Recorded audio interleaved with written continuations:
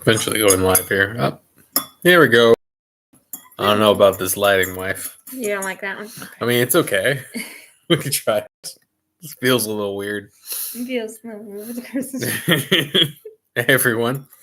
We're apparently doing the mood lighting for this episode. Because it kind of It's very moody. You know, I'm kicking myself, right? For these in-between lessons where I'm saving time so I can write the next semester of the Sunday school lessons, right? And I'm going to go over movies and stuff of hardcore propaganda and whatnot so you can start practicing and getting used to seeing it. So when they try sneaking in, you can catch it right off the bat. I can't believe this is it's right next to Christmas and I didn't pick a Christmas movie. I don't know what possessed me to do that. I can only assume I work so much and so often that I forgot that it was a holiday on some level. Because every other holiday only boomers celebrate. Something like that. And then when it's a family holiday, just to go somewhere by themselves and not celebrate. It's true. Working at a restaurant in a tourist area is one of the more fascinating things during Christmas time because you see all the losers who have nowhere else to eat, no family to be with. It gets pretty bad. Man, I apologize in advance if I'm a little low energy, but we're going to get through this. We're going to have a good time. I also apologize if you tried to come in earlier and I set the thing for 10:40 and YouTube put it to 9:57 for some reason. Don't ask me why. So I know you guys think I'm late, but I think I'm right on time myself. YouTube sabotaged me there. Who would have guessed? But the first movie we're going to look at in these in-between Sunday school lessons is going to be an easy one with very obvious imagery, but something that kind of flew under the radar and most people didn't notice for some reason. It's full of tranny imagery and all kinds of crap, and it's directed directly. No shit. It's directed very hard towards kids, and very much hoping you just see the cutesy atmosphere and don't look at it. I have a couple clips from the movie. I kind of wish I'd found more. But for some reason, it was hard finding the clips that I needed in like the 20 minutes I had to set this all up after my kids went to bed. But are you surprised? Mixed. But this is the Lego Movie Part 2, the second one. And it is one of the hardest inversions I've seen in cinema, like very in-your-face inversions in every way. And it was actually, in my opinion, really clumsily done. Basically, out of left field, pulled a bad story out of the jaws of a good story, if that makes any sense. Like, it was going to be great, and then at the very end, they ruined all of it because of politics, their personal satanic views. And because they did that, it really ruined the story in a lot of ways. Because it was actually really interesting up until the last 15 minutes of the movie. Then they do a complete about face. And because it's so clumsily done, there's no real signs earlier on in the movie of the big twist. Spoilers, we're going to do spoilers. And the big twist is the villain, of course, is not the evil tranny queen, by the way. She's represented by a heart, but she can be her name is literally Queen Whatever I Wanna Be. Of course, they gibber it up, but it's Queen Whatever I Wanna Be. Queen Whatever I Wanna Be, and her true form is a heart. If you're new to imagery, okay, what they're saying is love can be whatever you want it to be, i.e. homosexuality or i.e. trannyism, specifically trannyism. Not only is the first, well, technically the second, but the first image, first time you see her, she comes out as a horse or a tranny, a horse or a unicorn type thing. And this is, unicorns are often taken on the symbolism towards trannyism, basically. And so we'll get into it. Well, I'll show you that clip. they do this really good job of setting up this really creepy ass villain who's very obviously evil, but the characters are all brainwashed. And then they throw it all out the window because they want trannyism to be good. And then they say, "Oh, this other character that you really like, he's actually the villain." Him, yeah, because he's he's masculine and he's a better version of the main character. That's the best way to put it. So, spoiler warning: the main character has a time twin who gets abandoned, and he comes back and wants to kill everything, and he tricks his younger self into helping him destroy everything. Right? There's no sign of that actually happening. Right? See what I mean by this: if you're a skilled writer and you have a twist coming in later in the movie, it doesn't come out of nowhere. If you're doing it in a book, it can't come out of nowhere because then it's cheap. It's like Deus Ex Machina. It's if you're not giving signs that something is going to happen, right? That there is a problem or something's going to change or some character is evil. If you don't give like, not only is it lazy, but it's cheap because let's just say, take any movie you want, Die Hard. At the very end, suddenly it turns out that the main character is just straight evil and likes to torture Germans, and the Germans aren't bank robbers; they're just I, I don't know. I got nothing. You get the point. Like if it just comes out of nowhere and there's nothing to build it up, nothing to show that in fact that the German bank robbers in that movie are the good guys going up for that movie, right? Then the twist isn't a twist, it's just lame. It's stupid, it doesn't make sense, and it doesn't feel earned, right? Also, if you do it right, there's like rewatch and replay value as you go back through and go, oh right, yeah, he's showing that he's evil right here. And a good writer filters it in, and you don't really see it the first time, but you see it on the second time through. Bad writers don't put that stuff in at all because they want to surprise you and they don't want you to guess. Mediocre writers put it in and you see it right off the bat because it's a trope you've seen 10,000 times. And then there's some writers who are kind of in between who will be on the nose about it and you all know but the characters don't know kind of thing. And this is what they were building up originally was it's so blatantly and obvious that the character's evil. It's funny. But oh wait, no, the character's not evil, ruining all their build up. So we'll get into all of it. The whole plot, if you will, is essentially the symbol of masculinity, masculine bad, but the symbol of masculinity, in this case, Lego Batman, who's like hyper masculine in the story, ridiculously story, like gravelly voice, talk tough all the time. And he represents masculinity, is demasculized, bedazzled, and made to marry the tranny heart.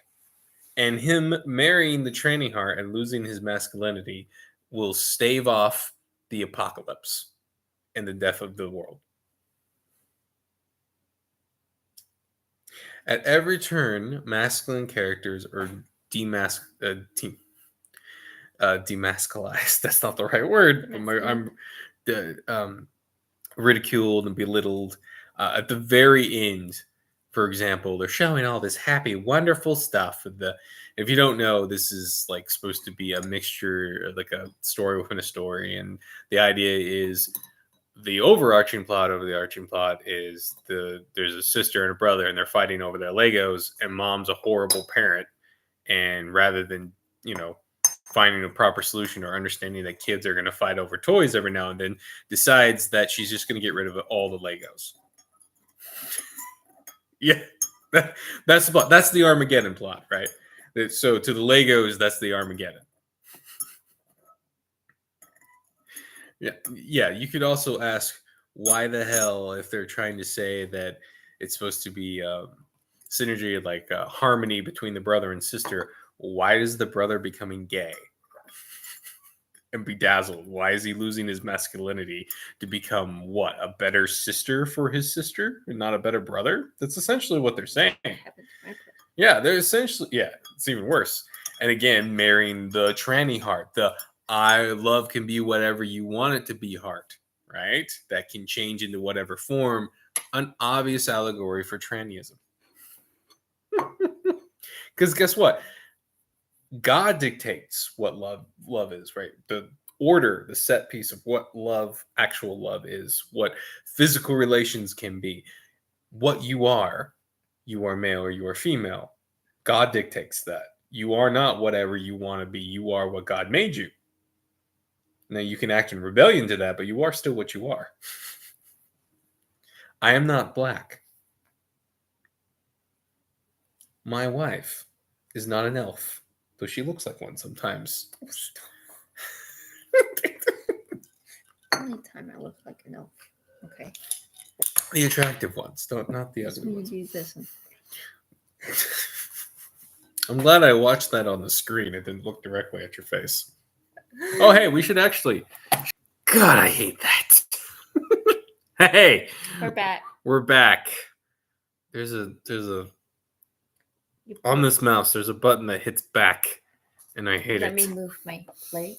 But here we go. I should actually share that we're live. See if anyone wants to get on here. Sorry about that, everybody. Golly, missing the important parts. So all they got was like the ending of the elf face. And then No. So this is why it's important, though, that you watch the movies that your kids watch at least once, and you understand the imagery and the symbology being put into them. watch it before you shoot. Yeah, and we'll get into, because it's even more important, in my opinion, that you see the movies that are less overt. Like, for some reason, people don't see this one, and I assume it's because they don't actually know anything about the symbolism. I mean, when I watched this with my wife, because I forget why we were watching it, but I think we were watching to see if it was good for the kids, or we were just bored one night. We were watching. I think we were just bored one night, trying to find something to watch. I think so. And I liked Lego, and we enjoyed wanting to get Legos for our kids. One? I think we were, and we wanted to see if it was also good for the kids. And sometimes, like The Incredibles and other movies like that, we were hoping it would be decent. This was like after the second one was born. Yeah, and there was in the first Lego movie, it was okay. It wasn't horrible. There were some bad messaging. There was some good messaging. I didn't have, I had mixed feelings on it. So I thought we'd give it a chance. They always do. They always make a good one, somewhat decent. The first one. And then the second one, when they think they got you, they just...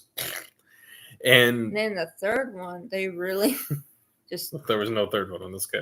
Kind of showing that I think most people didn't like the movie. But... think about little butt, all the butts. Why did I just lose my train of thought? Dog butt. Rosie, dog butt. She's asleep. She is out. Where's the cat butt? I don't know. Oh, he's probably asleep on the chair. Oh, man. Where was I? Was that like 3 cups of tea already?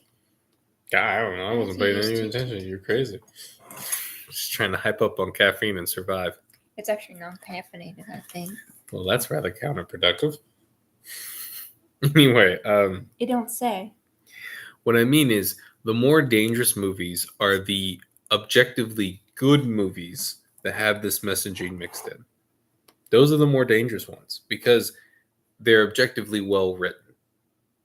They have good ideas. However, the overarching concepts within are bad and degenerate.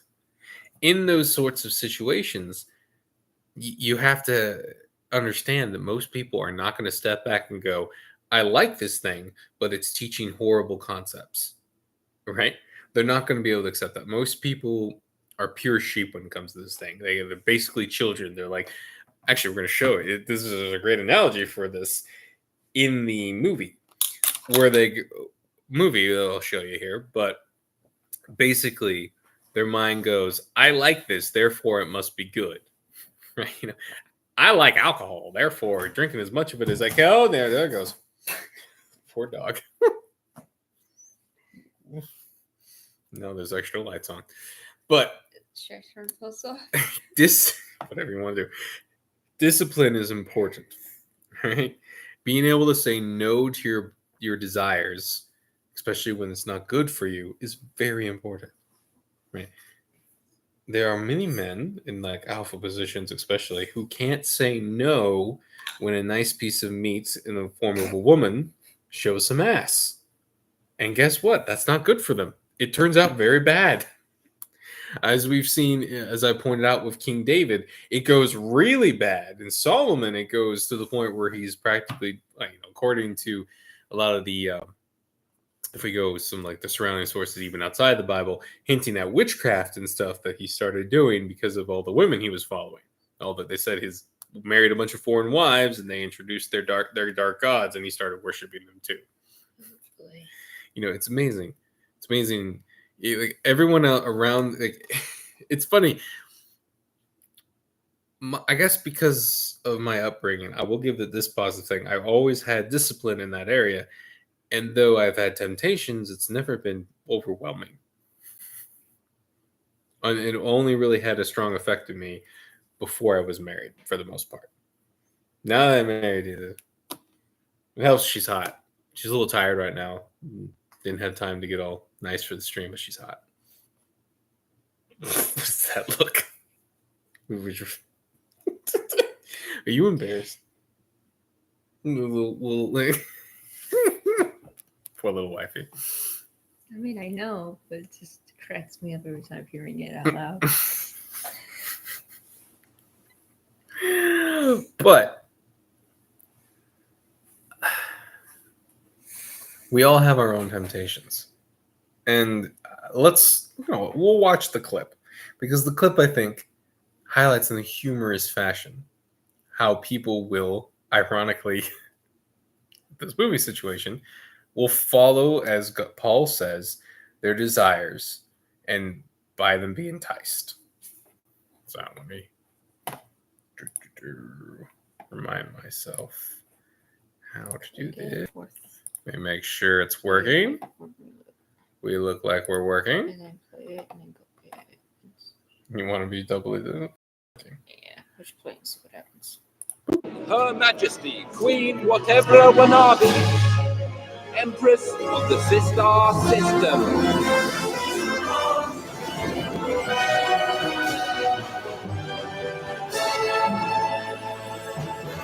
There we go. Susan, would you get our guests something refreshing to drink? Yes, Your Majesty. Here we go. More tranny imagery with the horse. Thank you, Susan. Guests to the Sistar System. And of course, Help me out, guys. What is this? A talking horse? Sorry about my appearance. I was in a meeting with the animal planet of anthropomorphia, so I look like a horse. I'm Queen whatever I would not be. I could change my form to something else if this makes you uncomfortable. Hey guys. No, go back. The horse was much more palatable. Whoever you are, let us go and Obvious stop villain is obvious. You But started it. guys, this Started isn't the it. villain, What do you by the want way. with This us? is actually Trust the me, hero. my plans are totally sinister. It's just... It ruins the humor. Sincere. I just want to help you guys. All I need is your participation in a matrimonial ceremony. No way! Trust me, it'll be totally terrifying. Terrific. That's what I meant. Why are we supposed to trust you? I'll tell you using a universal language. Is it math? The language that unites all the planets in our system. Oh no, are we in a musical? Yep, get ready. Hello, friends. My name is Queen Whatever. Here comes the brainwashing. Don't worry, I'm totally not one of those evil queens. You've Oh, read wait, it's about not in fairy brainwashing, tales or everybody. seen She's in the actually- movies, and there's no reason at all to be In the suspicious story, of. apparently, she's down for it. She doesn't know how to handle it. I don't lie, it's actually very suspicious that you're leading with this. I'm not a villain. I have zero evil plans. No ulterior What if motive, they just tried to wanna trade wear people, a but this dress. I isn't would shower you with gifts, doesn't selfless They were going in so the there's humor no of reason at all to obviously be evil suspicious person of. But no, this is actually the hero. Actually, the right.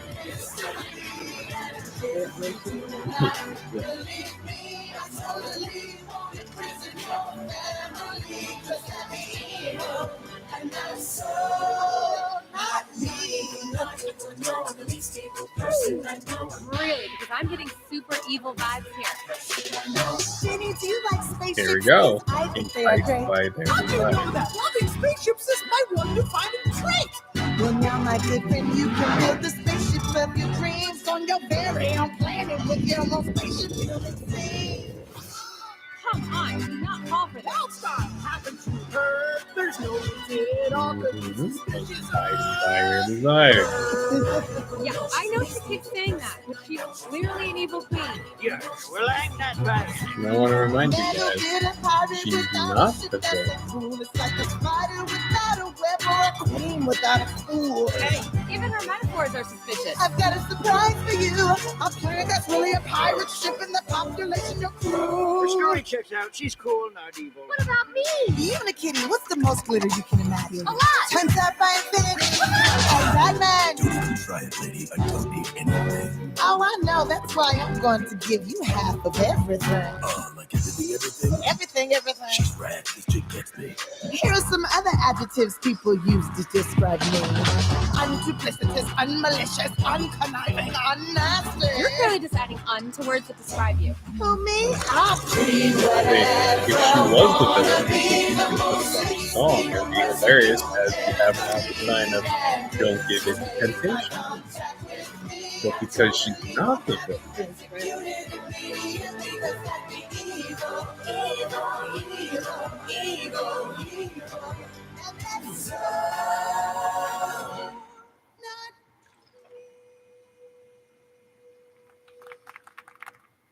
yep. All right. So, what children Showing that. how have we learned today? Oh, that's right. What messaging would have been that if they had kept the appropriate archetype here, which is basically utopia, dystopia, right? They come to this thing and it's too good to be true, right? How many stories have you seen that, right? It seems it's perfect, but there's something wrong with it. And you discover what's wrong with it as time goes on, right? That's the classic archetype story. And they were setting that up with this song, with everything around it, right? If it was following that proper archetype, you would have a situation where this evil queen uses your desires to entice you into becoming evil with her, right? Did any one of those characters choose to follow her because they trusted her or because she bribed them with what they wanted? Bribing. Worse, right? As it turns out, this is not the villain. That's the twist. So what does that teach kids? You should just give in to your desires? Someone offering you a really questionable piece of candy, you should just take it and jump in their van? Like what I can't think of even from their perspective, how can you justify this concept? You can't. Because everyone knows a bribe doesn't mean the person's trustworthy. If anything, it makes them less trustworthy if they're trying to bribe you. So you have a kids movie teaching kids that essentially, if people are being paranoid around them, that they're just party poopers. Just give in to desires. Give in to that whatever wannabe tranny heart. Can you not? That's basically the concept here is give into it and give into gay faggotry, and faggotry will save you from the apocalypse. It's the ultimate hedonistic lifestyle mentality. You say, oh, but there's a wedding. Yeah, the wedding with evil, with a twisted, whatever you want to be heart, bedazzled gay Batman, who is the symbol of masculinity. And the villain is another symbol of masculinity. Because the main character is an incompetent little soy boy, is the best way to put it. And his girlfriend wants him to be more useful. Now, in some ways, this part's actually more accurate. When he becomes more useful, she doesn't like it, which is a toxic woman, and he should dump her. But it's also kind of a lack of understanding of women as well, because she would either continue to not like it or like it a lot. That's how women work. Either it's a complete toxic person who doesn't want to improve on themselves, or she would, after some friction, go, "Oh, my man's actually competent. I don't have to do all these things anymore. This is great."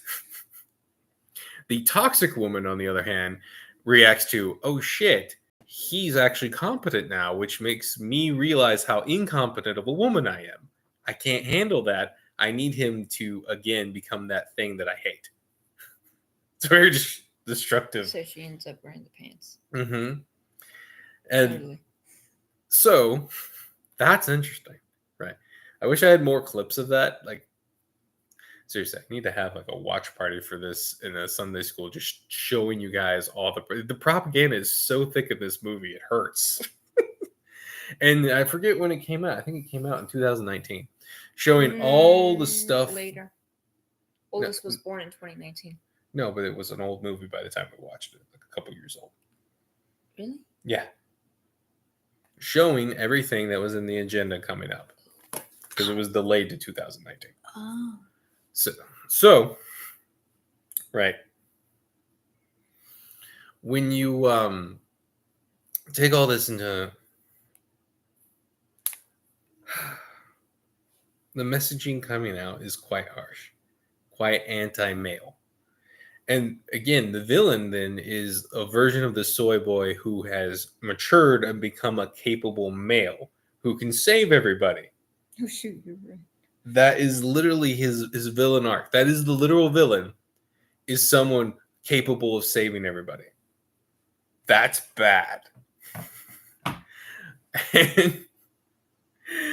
And also, the ability to destroy is always bad. Now, there's mixed feelings on that part, but no, destroying evil is good, right?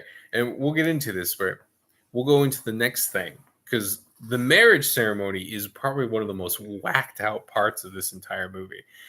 It's like you just want to take a marker and just like do the boomer highlight of But every then symbol. pay attention. If you guys have been following our other lessons, you'll see all the imagery. So I'm going to play the next one here. Boom, as soon as I get my boomerisms out. And you guys, you let me know what you see here. Like, before we even start, do I even need to move on? This is not like an evil fortress or anything like that. This is what the ceremony is going to take part on. This is at the top of the devil pyramid there, on the Eye of Horus, with the as above, so below symbology, is where the tranny heart is going to marry the bedazzled gay Batman.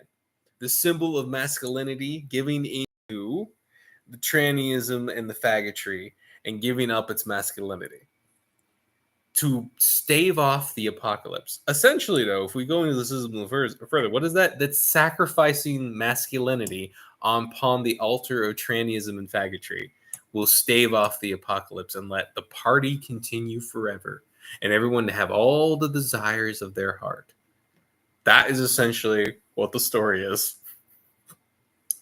And Christians brought their kids to this and didn't see the imagery. Churches had some of their imagery in the church. That we were part of a church that had the heart. Like, they didn't have a cross anywhere in this building, but they put the gay tranny heart right above, underneath the stairs. Right where the cross should have been. Right when you walk in, it's like the first thing you see. Right there. I love it. But they couldn't put a cross in that spot. Heavens no. All right. So you're looking at it right when you look into the sanctuary. Yeah. Okay, let's continue. Because it gets worse. Oh, yeah.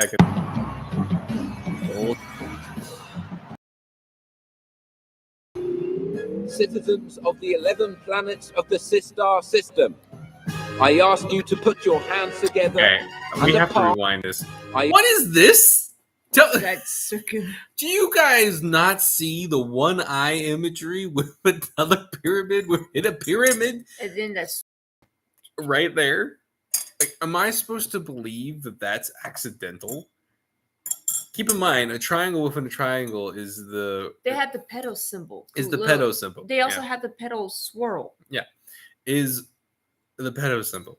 The triangle within the triangle. and you have a pyramid within a pyramid with one eye imagery, Light of Horus bullshit on top, and that right there, that is not accidental. And it kills me that I have to even point it out. I ask you to put your hands together and apart and together again in a repeated fashion. Right. Right, this is trying to convince you that it's brainwashing. The upside down. Rudy, Judy, this is Stubble Trouble. What's her status? Hello, Lucy. She's not answering. Boy. Uh-oh. Is that bad? And uh-oh, that man. never good. Thought she might have been more brainwashed than she was letting on. No, not Lucy. She is the toughest there is. Unless that song got stuck in her head. Lucy. Come on, Lucy, where are you? Allow me to introduce the wedding party, supporting the bride, Is a Mary Curie. supposed to be Biden? That'd be funny. Let me just make sure we're being Oh, right. hey. Aztec sacrifice there. Oh, yeah. Yeah. But it's a wedding. It gets even worse. Let's hear it. Chocolate bar, Chocolate bar. the Tin Man, Ruth Bader Ginsburg. And Ginsburg, that's right. The bitch herself that kept abortion alive and well on the Supreme Court is going to be one of the handmaidens, one of the what do you call the bridesmaids Bridesmaids. Oh. in a kids movie, right? And she was gonna. I mean, why stop there? Why didn't they pick the racist bitch who started all the abortion stuff to begin with? I forget her name. But she was racist and she convinced all the black people to kill all. You know how I feel about racism. But this lady was actually a Satanist who convinced all the black people to kill their babies. Why not her? But no. I'm so glad this bitch is dead. By the way, I don't care. Like, I'm sorry. They love them so right. God. Right on. Bearing the rings, banana. Okay. You can do this. Don't mess this up. I messed it up. And then here's some Hebrew to try to make you not realize what they just did. No. It's my nightmare. I had a dream about this. Don't look at me. Anyway, yeah. Don't look directly at all the weirdness. It'll in your brain. That was a kids movie, by the way. The imagery actually gets worse because I couldn't find the clip I wanted. But later on, remember how I'm saying the tranny heart thing? The queen, whatever I want to be, bitch, changes into a heart. A heart, right? Right at the end, right at the top of the Aztec pyramid where they're going to sacrifice Batman in a wedding ritual to a dark god. Tranny, losing masculinity. And to stave off the apocalypse. And this is just to rub salt in your wound, right? Remember how I said there was two stories going on, right? There's this whole Lego, the perspective of the toys. There's a perspective between the sister and the brother fighting, and their mom, who's a horrible mom, who just answer because the kids are fighting over the toys, is to get rid of all the toys. Like all the Legos go bye-bye because they're fighting. Oh no, because sisters and brothers never fight over anything. Anyway, and during that whole thing, the father is completely useless and basically Where is absent. the dad? Like the father in the first movie, though I don't like how his masculinity was shown, was a central part of the movie. Right? He basically had to learn to give up his childish ways and let his son play with his toys. I don't like how, on one hand, it's great. Grow up, right? I like the grow up story. I don't like how childish the father was, right? In this one, it's weird. He's just non-existent. You never see him. You only hear a voice. And his wife is hideous, by the way. And like to rub salt in the wound when everyone's all happy and that evil, weird Aztec pyramid thing's there and the kids are playing with it with their Legos and she's smiling there. But you know what the father's contribution is? A voice off the screen going, "Honey, where's my pants?" And you say, "Oh, it's just a truck." No, it's stating how utterly useless masculinity is and how completely useless he was for this entire situation and how he's still a pointless human being who can't find his own pants. Because his wife is wearing them. Exactly. And it is like on every level an attack on masculinity, and then sacrificing your masculinity to the tranny heart Aztec god bitch. And teaching kids that when somebody is, say, a conspiracy theorist, saying something doesn't add up, there's something obviously evil about what's going on here, they are just paranoid, and they are actually going to cause all the problems. You need to stop them. Nice. You need to stop them. You don't need to stop the people who are obviously evil, acting evil, who are just telling you that they're not evil. Even though they look evil, they sound evil, and they're doing evil things. Just because they tell you they're not evil, you're supposed to believe them. Cat, that's my couch, you fool. Right? You see the layers of evil and evil stacked upon this movie. And when I was looking this up, like look at some of the comments, I kid you not, so there's still these idiots in here like, yeah, the bitch causing her own problems, wanting to make her character masculine and didn't like it. Like, teaching girls that they don't actually want a masculine, capable man. They want a man-child that they have to take care of. Women are not going to be happy with that, as we all know. They don't want a little Muhammad man-child. I'm sorry. I already have how many kids? Yeah. You know that joke that women always say? They always think about, their husband being like a fifth child or something. Oh, I hate that. I hear that. Every time I would go into town, some boomer lady would say that. Yep. To be fair. Or we even make a joke like you're in charge, meaning it like you are in charge. Yeah. They're To like, be fair, boomer men are like the most pussy men in my life. Like, you could say that a lot of Gen Zers have lost some of their masculinity because of all the drugs and all that, and millennials and whatnot. But I'm sorry, boomer men are some of the most demasculized men I've ever experienced. The women are vicious too. Like boomer ladies, they're witches in a different way. If not in another way, they're still. Oh. Anyway, so this is the danger, right? Waves of like, if I showed that to my dad and I didn't say any commentary, I don't think he would have seen the imagery. I know my sister would have loved the imagery, and this is why it is important that we look at their imagery. We look at their propaganda and how they communicate, because it lets you catch the stuff before they download crap into your kids' brains. And don't think, oh, I just won't let them watch any TV. Well, first of all, they're eventually going to be independent enough to make their own decisions. All right? And that means they're going to decide what they want to watch and what they want to do. And that means if you haven't helped them understand why something is evil, what they're doing to them through it, they're just going to think you're crazy and stupid. And I'm going to do what I want, old man. Especially if it just seems to them that's just a fun thing with no consequences, right? Remember that whole scene where the evil queen bitch, who's not an evil queen, right, is giving them their heart's desires to get them on board? She's literally the devil in that situation, right? So if you got to teach your kids to be able to. He just wants in the box. He just wants the box. He's not peeing in it? No, he was just looking in the box. Okay. Look at him. Look at you. Like, what are you gonna do to me, woman? Right? And I guess this is also a passion part for me, because I have a brother-in-law now who is an actual tranny, and he went from a pretty masculine male. There were some signs, but a pretty masculine male to this gorilla thing that wants to pretend he's female. He told me the reason why, one of them quote unquote reasons why, it's like, oh, so I could lose weight more. And then he got fat. This is a guy who has lost literally twice his size. And before, like in high school, was very masculine and everything. Doing masculine things, going to the gym and all that. That's where he lost the most weight.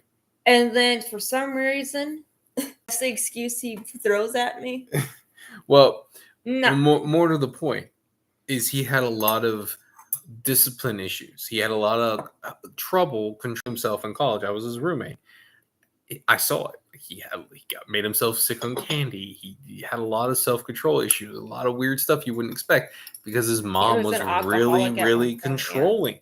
And he never built up that discipline himself. And he felt like, and he was actually right, that his mom took things too far, which meant he went too far in the other direction because wasn't that smart of a man, and he thought he was the smartest boy ever. Who've ever heard that before? You know, and this is an issue that I've seen with my sisters who were kind of heavy midwits, is they went far in the other direction as well. Now, my parents weren't too controlling, but they were too lenient in a lot of ways. But at the same time, they were blatantly Christian, and been basically abandoned myself in the States with the whole college culture. You know how it is, right? They were, it's one of those things that my parents need to face what they did, but I also don't blame them because everyone told them that they should send their girls to college. Everyone. Right? They need to come around and realize that it was such a bad thing to do. Yes. 100%. I was in those conversations in the background. They can't. My parents would talk to your parents. Oh gosh, back then.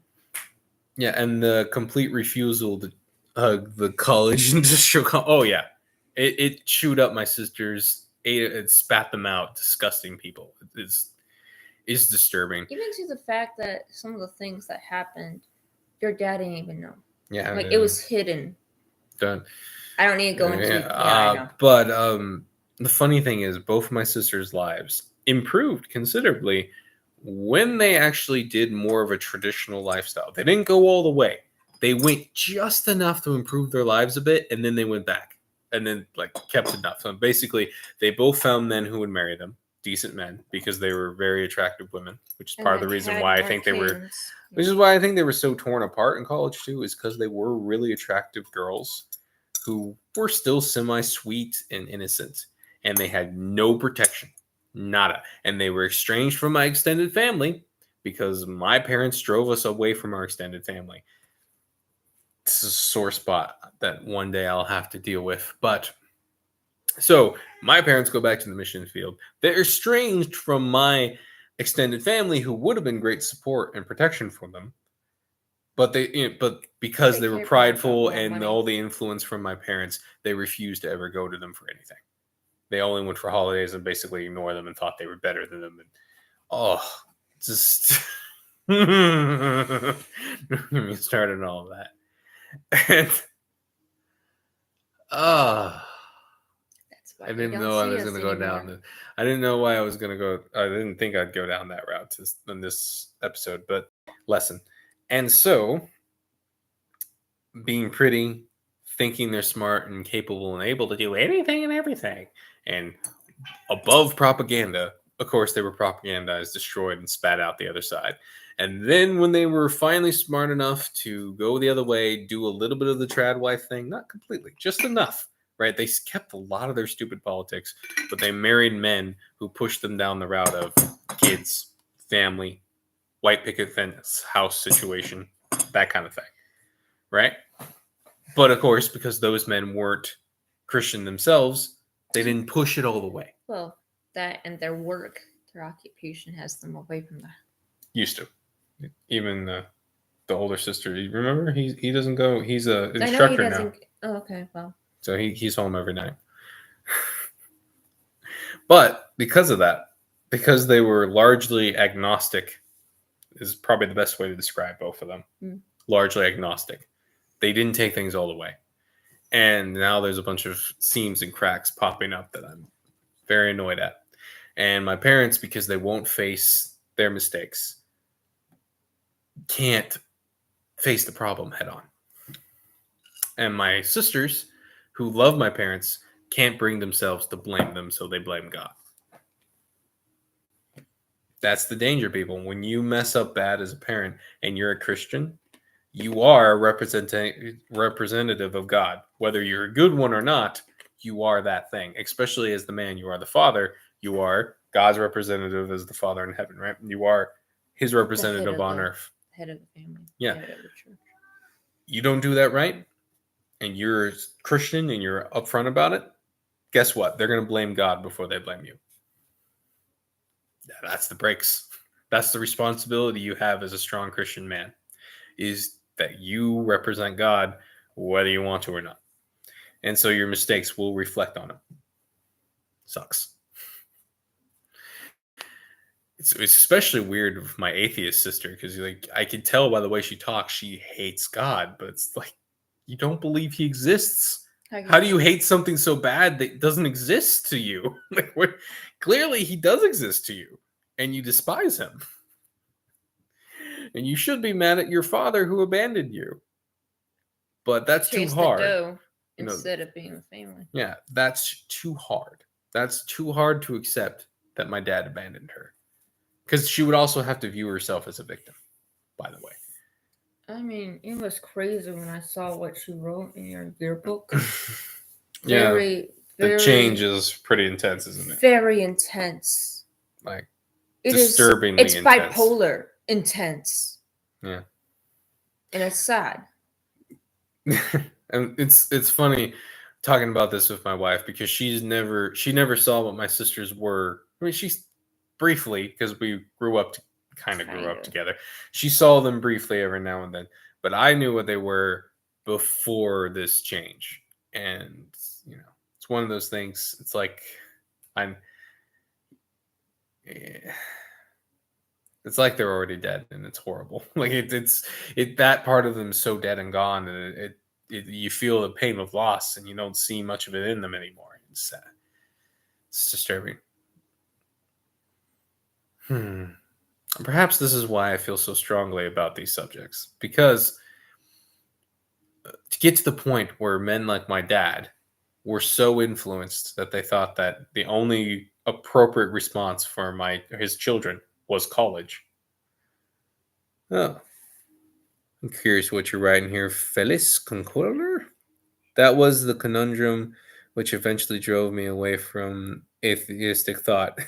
If he doesn't exist, then that's that. But why do professed atheists keep attacking him? Exactly. Yeah, right. It's funny. They can't bring themselves to attack Christians themselves unless they're like the really crappy kinds, because generally, though the boomers are annoying and the churchians are annoying, you can't say that they're trying to be evil. They're trying to hide it a lot of times, right? But when you have so many good people who are these things, you have a hard time hating them. So why are you hating the whole thing? Oh, man. But, big butt, little butt.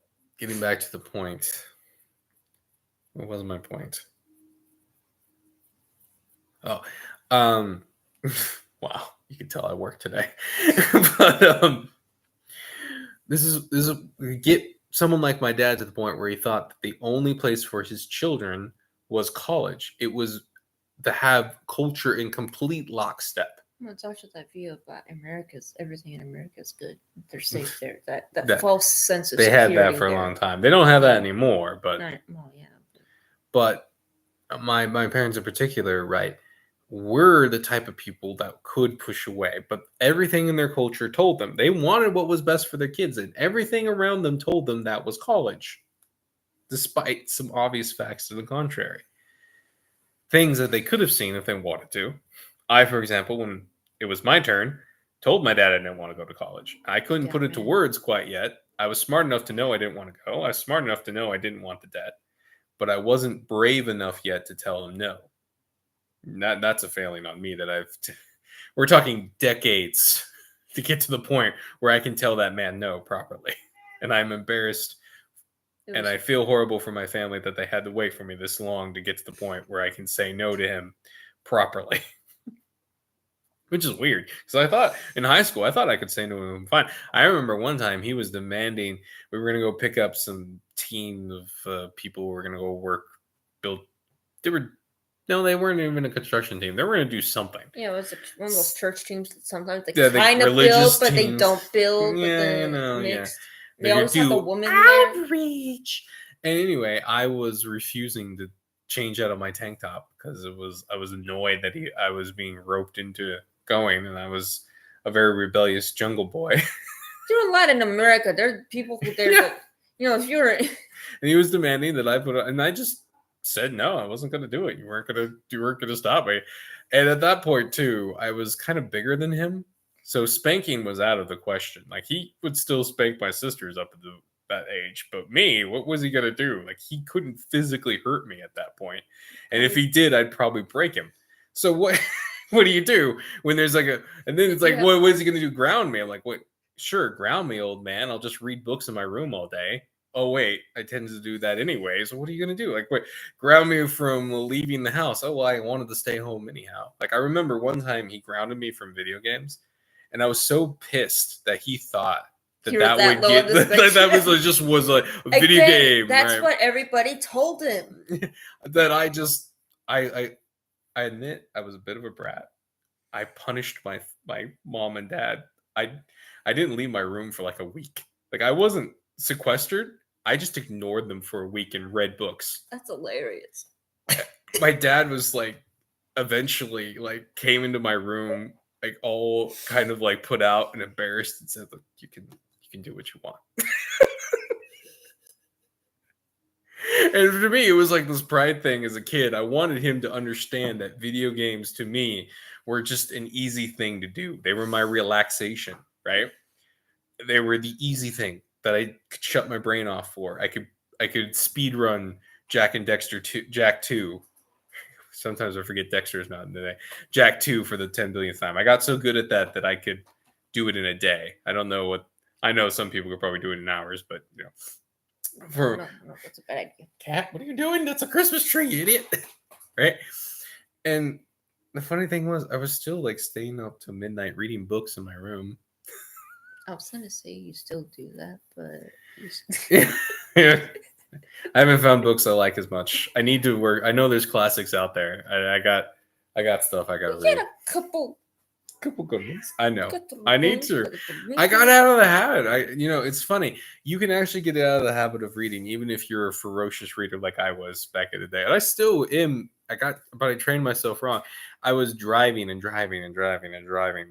long days, delivering and all this stuff.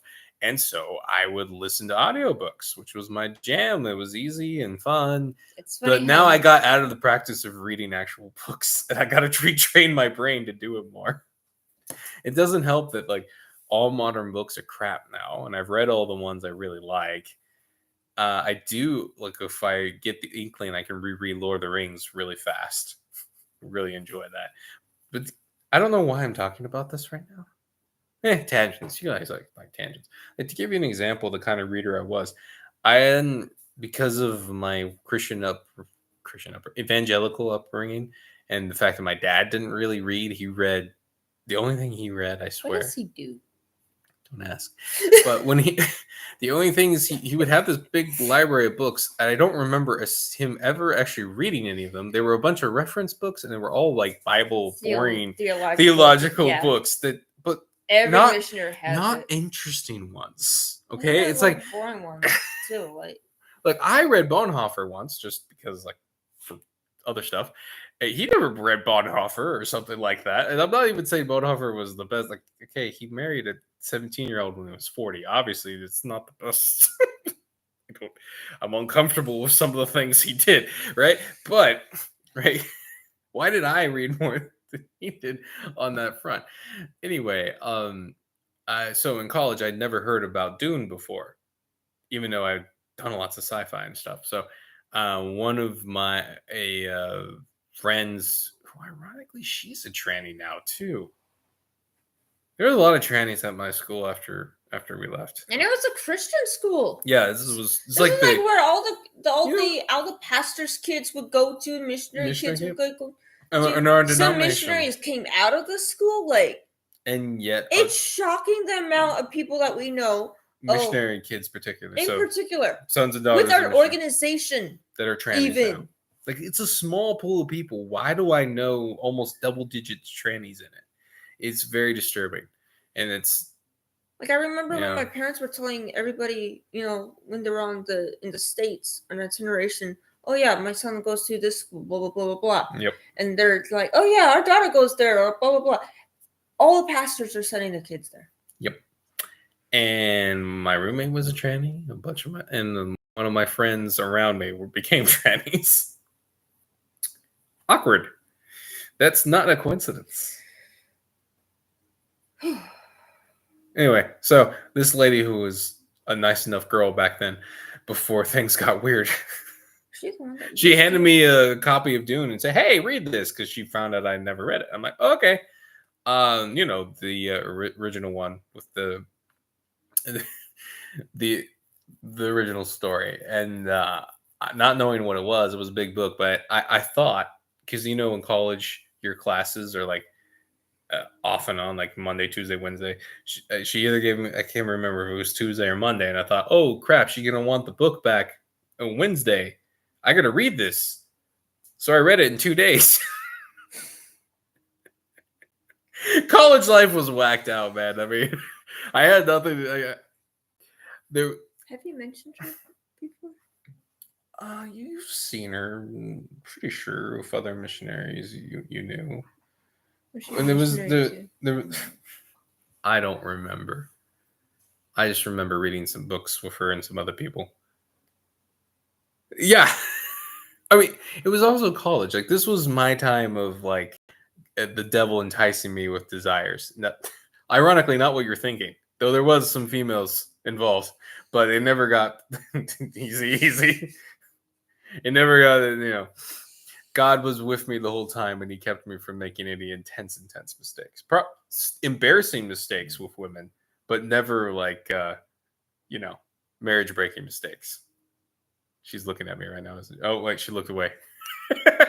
And I've told her all of them. The worst moment was when I may or may not have gone to an upper class woman who had already graduated his apartment after her. Yeah, she was working as some sort of doctoral. She was training to become a doctor and trying to get into med school, and so she was working at some medical something. And I brought her some treats, and she invited me in, and we had a tickle session on the floor. And then I left, and nothing happened. I know, I'm as confused as you are. That sounds weird, doesn't it? But that was the worst mistake I did. That was dumb. Yeah, I tickled her on the floor. Our clothes stayed on, and then I left. I know, I was the most clueless idiot. I realize in retrospect, that woman probably wanted more from me. No shit, Sherlock. It's so funny. God was with me. Hilariously enough, I prayed a prayer that God has listened to and stuck through my entire life back when I was maybe 10. And it was that I only wanted to ever sleep with my wife. I only ever wanted to date my wife. And God has stuck to that prayer and sabotaged all of my attempts up until I married her. Like I said, there were interested parties every now and then. You know what we do? We wrestle. Yeah. And you see how, by the way, you see how territorial she gets right now. It's probably a good thing that God's kept me to that prayer this whole time. Even a long list. Because I mean, just mentioning this stupid thing where some idiot kid. Yes, I tickled her on the floor. Retard. Right over my head. Yeah. You were done that night. I won't say that my male brain didn't want more, but my other part of me just was like, oh no, that can't happen. So I left. There's going to be some kind of guardian angel just praying for you. Slapping me around. Idiot. Sorry for that random thing. This is for your confessions with the grizzly. But yes, because I thought, so I read it in 2 days. It was also really interesting, so I really wanted to read it. And why I bring up that this was like the stage where the devil was tempting me with desires was because it also sabotaged my ability to follow God the way I should have. Because I had all the time I wanted. For the first time, I had some serious independence from my family, and it was nice. And silence, finally. yes, I could. You know, to give you an idea, I don't think I'd ever stayed up past 1 or 2 in the morning before I went to college. Not even for like school projects. Not even for New Wow. Year's. Nothing. I'd never done that once. I stayed up quite late sometimes to me reading, but that was like midnight. Never went past that. Yeah. It's kind of funny to think about. But that it's, I guess you could argue it was sheltered, but it wasn't at the same time. Like we're talking, I drove my friend in Nicaragua was where I was. I drove my friends in high school, unchaperoned, to the beach 3 hours and 3 hours back. I still laugh about the story about the cop that stopped you. A cop pulled me over, asked me if I had guns in Spanish, and I laughed in his face. He let us go. I legitimately just easy dog. Stop fighting yourself. You can't see it, but she has this tiny little tail, and she's like. I thought, but it was generally hilarious because this is like, what am I gonna do? Get arrested for espionage? I'm gonna bring a gun to this so you can lock up all the white boys today, big guy? No, thank you. So it wasn't exactly sheltered. Did you have your mustache back then? I did. I did have my mustache. Lots of hair on up here. You had a lot more hair. I remember when you had. Now I have to go with the Statham look. But yeah, that was funny to me. So it wasn't that it was sheltered as much as it was just almost like a farm boy routine, if you will. Like we did wild stuff. We built airships. Well, and it didn't actually work like an airship. We put it up on a rope, but it had a mechanism that lit on fire. So we like shot it down, and then it set off the mechanism and bursted it in flames. It was great. A little SOS thing. SOS, the telegram thing. We hooked up a telegraph wire between our houses. I dug a freaking trench in the freaking tropical rain, like probably a half mile, or at least a quarter to a half mile to my friend's house. And because he was the landlord that owned the area, they pulled up the cobblestones so we could dig a trench under the road to our house. That's funny. And we just put the cobblestones back. It was great. See, that was a great childhood. I have no complaints about that. What you guys did in the field cracks me up too, about those frogs or whatever. Mm-hmm. I remember we did hunt the frogs with blow darts. When I met your friend and he told the story, that's hilarious. Yeah. I did chicken out of eating them and then ate them when I was older. But yeah, we made our own blow darts out of Home Depot stuff when we were in the States, and then hunted bullfrogs. Might have lit a field on fire, but we helped put the fire out. We helped the firemen out. Ooh, we could have sworn we got all these sparks, but fire is a nasty bitch, and when the fields are dry, man, you may think you got it all, but that was a bad fire. Who farted a flame over there? Well, we were trying to smoke out a rabbit, okay? Okay. We weren't content with bullfrogs. We were trying to hunt rabbit too. But there was no one to teach us how to do it, and it kind of ended badly. Well, now the rabbit got burned. Yep. Good times all around. Oh, man. It's funny to talk about all that. Anyway, so that was all to say. It wasn't sheltered so much as just different. And so I was a bit inept around women who weren't concentrated on finding husbands. Like all the women around me when I was in high school were set on finding husbands. Yeah, because and there was a small pool of men too to choose from. Well, funny thing is, like hearing like so many people from your high school and together with each other, and then marrying each other after high school. At least you a few. Hear that much. I realized I might have not actually gone through it. It was sad. I thought they did. So I didn't want to keep that on there. But it's one of those things, though, that they did.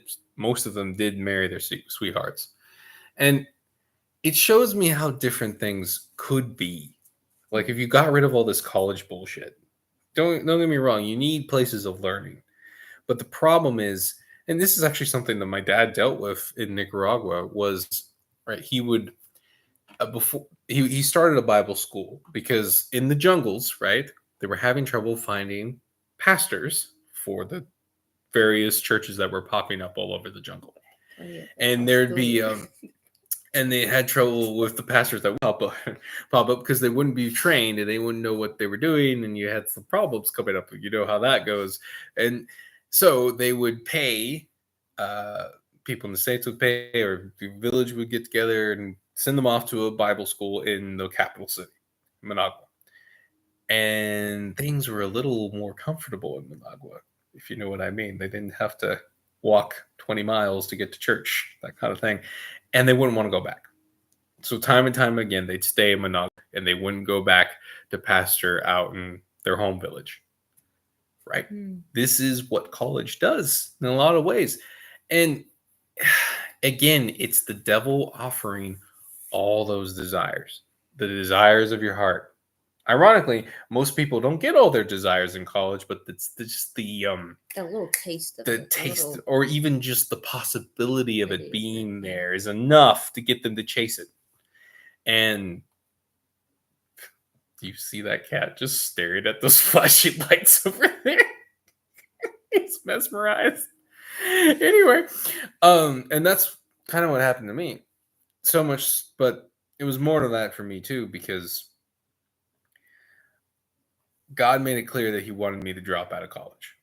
Made it very, yeah. I actually had a professor tell me that I should drop out, not because I was a bad student. Well, mixed.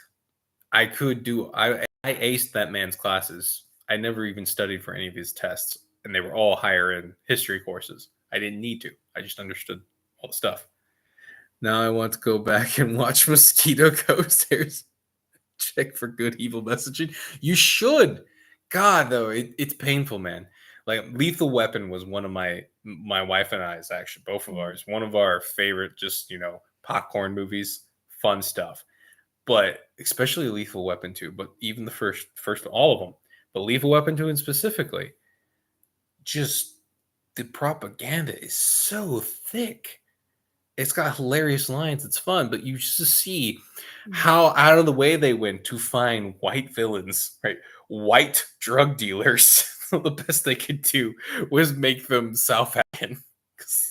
So many of our drugs come from South Africa,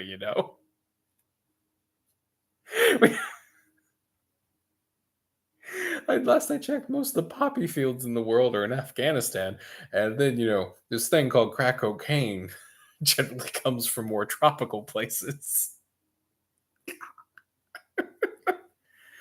But it's just the amount of they couldn't even do a diamond thing. Oh, that blood diamonds would have made way more sense. That would have made more sense. Yeah. Way more sense. But no, they wanted drugs. They wanted drugs specifically. It's the drugs. The drugs. Just the amount of old, like Alien, for example. What woke me to this Your was sister my and I sister were having a discussion about childbirth and whatnot. And she referred to I was babies so pissed at her. Like, really? As aliens. The fetus somebody as who an had alien. cesarean, that. Right on our first. She is so lucky I didn't slap her. Right after our first birth, too. Right. And it hit I was me. pregnant with our second. The Alien, it's an excellent movie. But the point of the movie is to disturb women about childbirth into horror. Yeah. It's about turning, right? It's about turning. There's lots of sexual imagery in it. There's lots of, it's obviously all horror, but it's about disturbing women about childbirth. It's about terrifying them of it. It's about disturbing them of it before they even go into it. And then also making the fetus not human in their eyes. Right. Hence why, like, it stuck with me for weeks after my sister said that, and then it clicked what it meant to me. I'm like, oh, that movie was part of that, part of disconnecting fetus from humanity. And Also, all scientists call it, we shouldn't ignore the fact that the main character, the heroine, is it's basically a feminist heroine kind of character that they used. Very annoying. Also, there's some Channyism in the next movie, the second movie. And that's what's frustrating. That's more dangerous. Is a really good movie because, right, the setup, the horror, how they dealt with the alien in the end, all that, right, is a really well written situation. Probably stolen from some poor guy who we've never heard of before, knowing how these things work in Hollywood, right? Some guy sent in his script and when someone, oh, that's pretty good, I'm just going to steal it, right? Let me just change the names of the character. Probably. And then, right? But it's more dangerous because it was skillfully made, but pushing all of their darkness and their crap.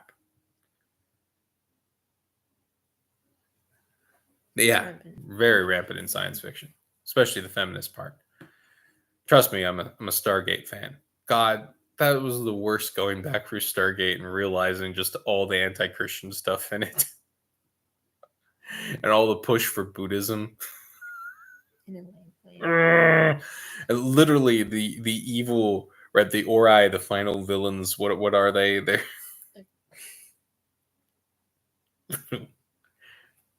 metaphor for God. Anyway, yeah. But this is part of what this series is. Right? For example, another one that we never finished because we started in this stage of life was Babylon 5. First of all, the name itself kind of gives it away, Babylon. Like you named your multicultural space station Babylon, did you? Well, at least you're on the nose. Like they could have named it Rome. They could have named it I don't something Greek, right? Anything like that. But no, they went with Babylon. I don't know. Right. Couldn't even go on. It was like a Persian something. Why? He's like, but I like this perch. No. Right. And Babylon 5 has some excellent, interesting characters in it. This really surprised me how interesting it was. The umbrella hair. I don't know how you take a guy who like you take characters whose head looks like mine, and then you like and then make they did like woohoo, and somehow you actually are engaged in these characters. I mean, that takes some serious acting skill to make you not notice this thing. Whoa, right? That's really impressive acting, right? The but amount of glue and stuff he had to have on his forehead. And there was some hair gel factories that were making all their money off of that production alone. Let me tell you, the paste they used to keep it on, the skin color and everything. Yeah, but we couldn't even get through. I think we made it to like the second season, and I saw where everything was going. Like, remember that part where skilled writers leave breadcrumb clues to what the conclusions and the twists are going to be at the end? Well, when you're a good enough writer, you usually see it happening. Sometimes a writer can surprise me. What cracks me up is how we like to watch. We would watch like those crime TV shows, investigative TV shows, and we would try and see where I've trained her pretty well how to figure out who the killer is. It's actually kind of shocked me how accurate. And then you're like, watch how they do this. It's gonna be, and then you say it, and then it happens. And you're like, makes sense. It happens. There was also a period where I still will write some detective stories myself because I want to do the anti-Sherlock Holmes. Because Sherlock Holmes is essentially, if we're getting into this stuff, right? Sherlock Holmes is essentially atheism. Right? There's always a physical solution for everything. If it looks spiritual, it only looks spiritual. There's actually a physical reason for why it's happening.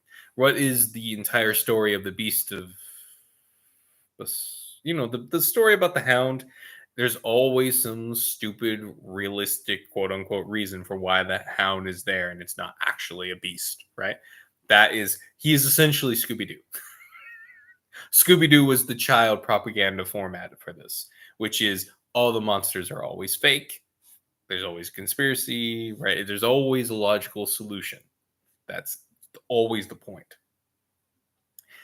And so one day I'll get around to doing it. I want to make the anti-Sherlock Holmes, which is kind of like Supernatural, but more like I don't want to give away too much because it kind of ruins the whole fun.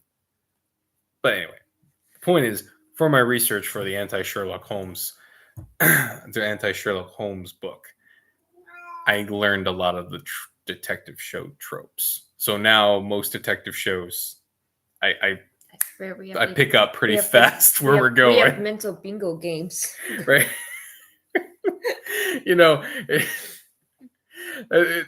Though, I am entertained by the show that I'm entertained while I'm doing it, despite knowing where it's going. You can also pick up the politics pretty fast of the writers. Ironically, like the most recent show was Elementary. Yeah, about another Sherlock Holmes thing. But I kind of enjoyed, in some ways they were kind of tearing down the character too much. But on the other hand, I enjoyed kind of how more human he was in that one. Right? There's a similar Sherlock Holmes one where he's not very human, to be honest. Kind of annoying. And I also enjoyed them hinting at the fact that smart people actually are generally pushed out of society rather than like, oh, you're rich, you must be smart. No, generally not. There's a lot of stupid rich people. Yes. And most business people are balls of the walls dumb, but are really good at one or two things they do. Eating at fine dining. Lots of business people who are good at what they do. It's just they like to exaggerate how hard they work at all. Let's just say, being in the position I am around where boomers like to party and quote unquote work, what guys like, you remember like executives who were like, I work like 90 hours a day. Yeah, you work 90 hours a day, quote unquote, because work to you is sitting on your $1 billion yacht being served by bikini chicks while you're at a meeting. Right? That's work. Meeting. You're right. I had a guy came in who was like, I'm working, as he's eating at this oyster bar and sending his wife up to go shop. And I'm just sitting there like, so that's how you guys justify it. Right. Now, to be fair, I want to point out that creatives, like the alpha kind of steering the ship, shouldn't be like working their hands to the bone at every Delta station. They shouldn't be running the machines. They need to be steering the ship. And that should come with some perks, right? Takes more risk. Stuff's going to happen. I don't actually think they should work that hard in that sense, because I want them to be staying creative in leadership, right? I don't want them doing the Delta thing where they're like, oh, I'm working 30,000 hours a week. Look at me. I'm so good. No, I want them steering the ship properly. And if you are actually working like what people claim, which they never actually are working as hard as they claim. When people are, they really aren't. Like I'm sorry, they don't. Everyone exaggerates. They don't need the need to say I'm working. You never go the other way, right? You always exaggerate that you're always working harder than you actually are. You never go like underplay how hard you work, because everyone in our culture wants to be seen as the one working the hardest. It's just, and there's kind of some Delta play in that. Deltas want to always be seen as the working harder than everybody else, right? And the reason why the creatives and the people on top shouldn't be is because you need their brains working. They can't be excessively tired. They need to be coming up with good plans and putting people in the right spots to get those plans done, managing the teams and all that, right?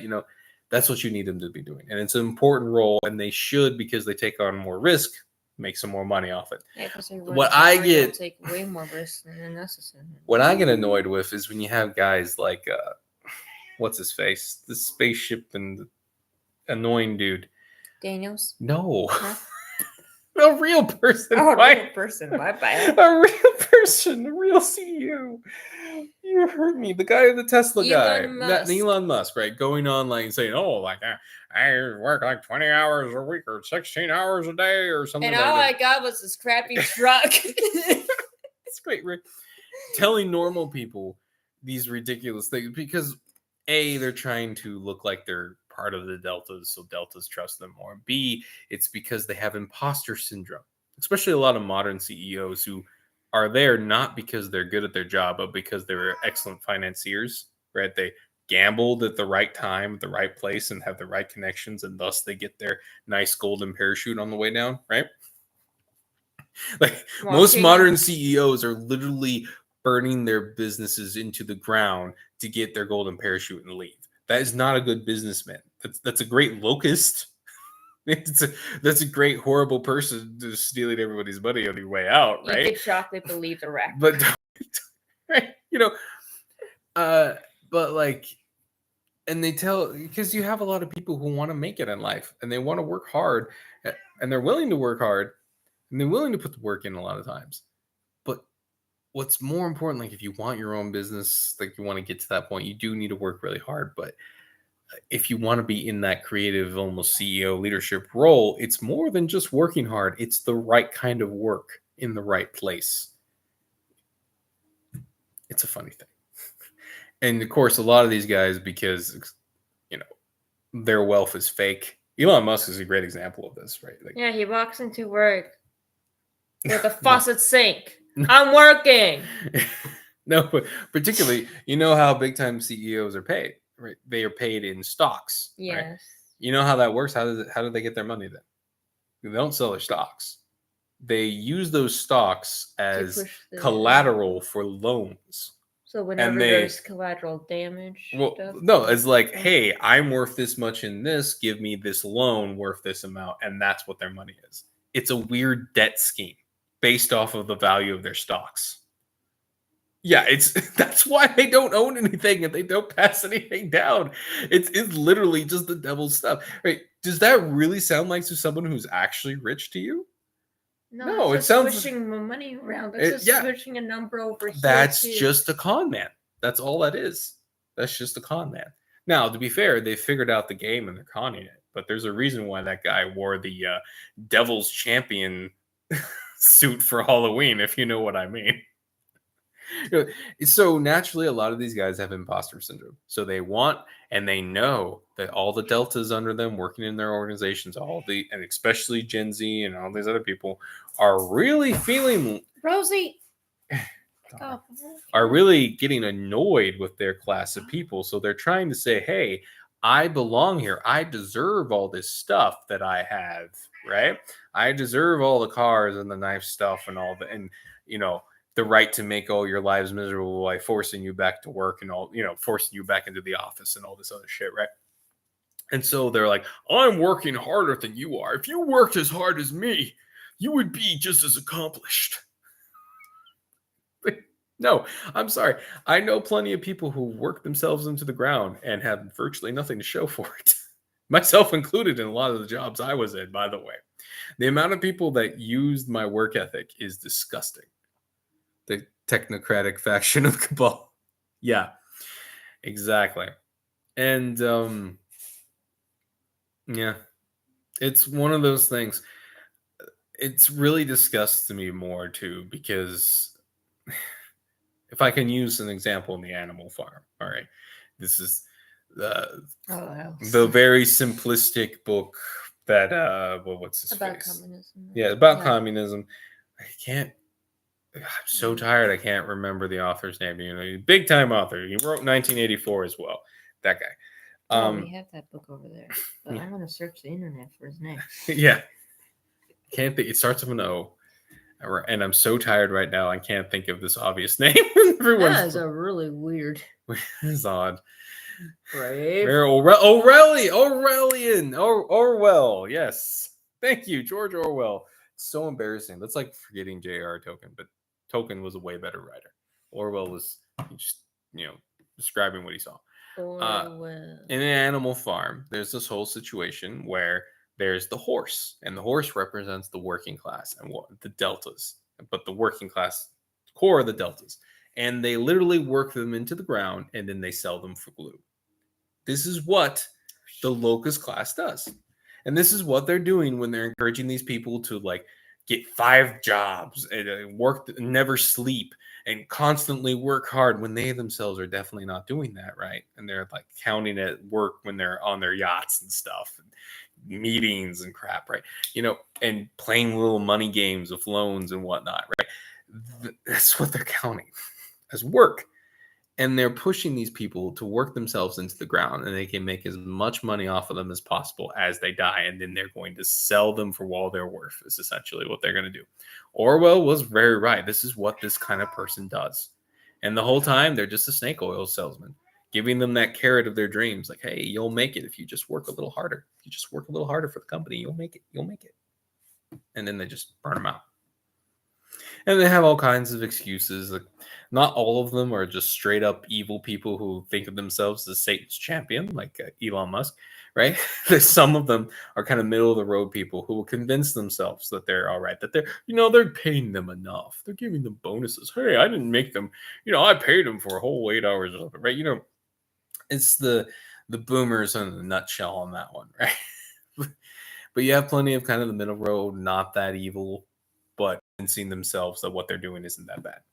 Like if you've ever thought about a great example, what was his face? The stupid book that my dad always wanted me to read. The guy who that we fought over that one time. Oh shit, that was horrible. What was that? Was that Ramses? Dave Ramses. Dave Ramses. He actually made this excuse for. Your dad even gave you the CDs, the Right. whole CD booklet, and I just took a scissors and a scratchy CD hilarious. and then broke them. Caller says, my hatred of the financier class began when I learned the how and why of Christy McCall's death, chopped up by a wealthy Argentinian. Whoa, that sounds spicy. I don't know who that is. And also sounds very deliberate. Gosh, the amount of boating accidents. Like, remember, what's the president's? Which one? Barack Obama's cook just dying. Remember that shit? Oh man, the amount of forgot about the amount of people that must just die and we don't realize it, that never make the news, must be just shocking. Check out the left New York and walk down Madison, for example, for Yeah. But it really angers me. It's both that imposter syndrome and trying to squeeze as much money out as possible. How they'll just burn it all to the ground and they'll work the worker class, the hardworking dudes, just work them dry, drain them dry, and leave them out to rot. They'll leave their companies dead and desolate and run off to the next one to do it. And then eventually they'll leave entire towns like Detroit into that state and they'll go off to another town to do it. They're as bad as Jews that way. Worse in some ways. Because they're doing it to their own people. At least the Jews aren't doing it to their own people. It's way worse to do it to your own people. Like, I'm sorry, it's true. Oh, man. And it's funny to me because if these people were honest, it'd be fine. Like, just if I were in their position, well, I would have actually earned it. And I would also recognize that I was lucky to be there. And I would be, I don't work that much, but I am helping direct the ship. And I let those people work who really want to work, and I push them the right side, and I give them what they need and the tools they need, and I keep things running smoothly. And I would make sure I share the glory with the whole company. And I would let, the Musk guy, the Apple guy, they never did a good job. Steve Jobs, Yeah, of like saying, hey, we did it as a company. We did it together. A good alpha says that kind of thing, brings the whole people up. Like it's like that. Vox shows that whole Indian movie with the alpha dancing with all his bros, right? He's lifting everybody. They're putting him up, but he's lifting everybody up with him. That's what a good alpha is supposed to do. Lifts everybody up with him. Makes it a team effort, and we all did it together. We all lift together, baby. Man, I was worried I wasn't going to have enough to talk about, but wow, we're an hour and 30 in. That's That's good. really, you know. I like that. It's nice having people to talk to. It's funny. I'm usually a pretty solo kind of person, but I Wow, find you're socializing online. my best socializing is on here, and then because I am who I am, I know how Well, to it's just tell boomers what they want to hear to get good tips. And God, it's so vapid and draining at the end of the day, as you can see, as my mind is like fogging over, and I'm just like, I'm so tired of talking to losers. These losers who have abandoned their family on Christmas so they can ride their boats around. Oh my God! And then, like, that's like, is there any place open around here on Christmas? And I'm like, no, it's a small town, you bitch. What did you think was going to happen? I don't think the big towns should have anything open on Christmas. Thank you very It was much. funny, like not even the McDonald's was open on Thanksgiving. It was great. I love that. It was a little rough. It was funny going to the Taco Bell, And we both and then they had their automated message, and then nothing after. Yeah, funny thing. They're When closed. Taco Bell is closed, their automated message starts, but then there's nothing. There's nobody in. And you say, "What were you doing?" Well, the answer is I was working my ass off. And then Thanksgiving came around. We didn't have time to get We didn't anything have prepped. any time to prep or whatnot. But And Felix says, I close early at Christmas Eve and stay closed all day through Boxing Day. There you go. What's Boxing Day? I don't know what Boxing Day is. Is that just is that like a past New Year's thing? I don't know what. I don't know. It's fun. They have it on every calendar. It's been in the calendar. Yeah. And that's the way it should be, man. You know that like grocery stores are closed on weekends in Germany? Like, we've given up something special with that bullshit. And the annoying thing is you have these idiotic businessmen or whatever, like, oh, I'm just doing what nobody else is doing. No, what you're doing is ensuring that everybody has to do what you're doing to compete. That's all you're doing. And thus, it would behoove leadership. Boxing Day is the day after Christmas. Oh, okay. As we say, as we start making, because this is directed towards young men, as you start making the new nations, understand as leadership, you have to impose things like businesses can't be open on Christmas. Now, obviously, you got to figure some things out. Some things have to be open, that kind of thing, right? Civilization you can't have it collapse. However, you actually have to impose this stuff. Otherwise, you'll have the greedy people, often foreign people, will start Making it. June 13th their Black People Day. Or like you can think of all Juneteenth today. Like I remember the Santa Claus movie back in the day. This is kind of out of left field. I should go back there and see what kind of crap was put in the Santa Claus movie with Tim Allen. Did you guys ever watch that one? There was some positive stuff about faith, kind of. Of course, it was about Santa Claus and not about Jesus Christ. But what are you going to do? Was it the Jew faith? No, okay, but there was this whole situation where he's picking work so much and over family, and he's divorced. That's Jingle Bells. No. What's next? Oh no. No. This is Tim Allen. And this is the one where he becomes Santa Claus, and he ruins Christmas dinner with his son that he has. It's a divorce situation, of course, and he has his son over for Christmas, and he completely destroys Christmas dinner, and they have to go find someplace open on Christmas Eve late at night to eat, and they're all closed until there's a Denny's, and it's filled with a bunch of Chinese or maybe Japanese dudes. But it's pretty accurate. And I bring all this up because there's always going to be someone who will take the greedy path. And unfortunately, this means eventually everybody has to start competing with that person in that field. And it sucks. You'll get this with restaurants, most obvious. Like around here, used to be no one was open on Thanksgiving and all that stuff at all. And it still is. We were happy to see that. But I see the trend. And I would tell you within 5 or 10 years, all the restaurants are going to be open for Thanksgiving. And some of them will probably be open on Christmas. And that's the danger of tourism. We need to actually do a whole thing about that.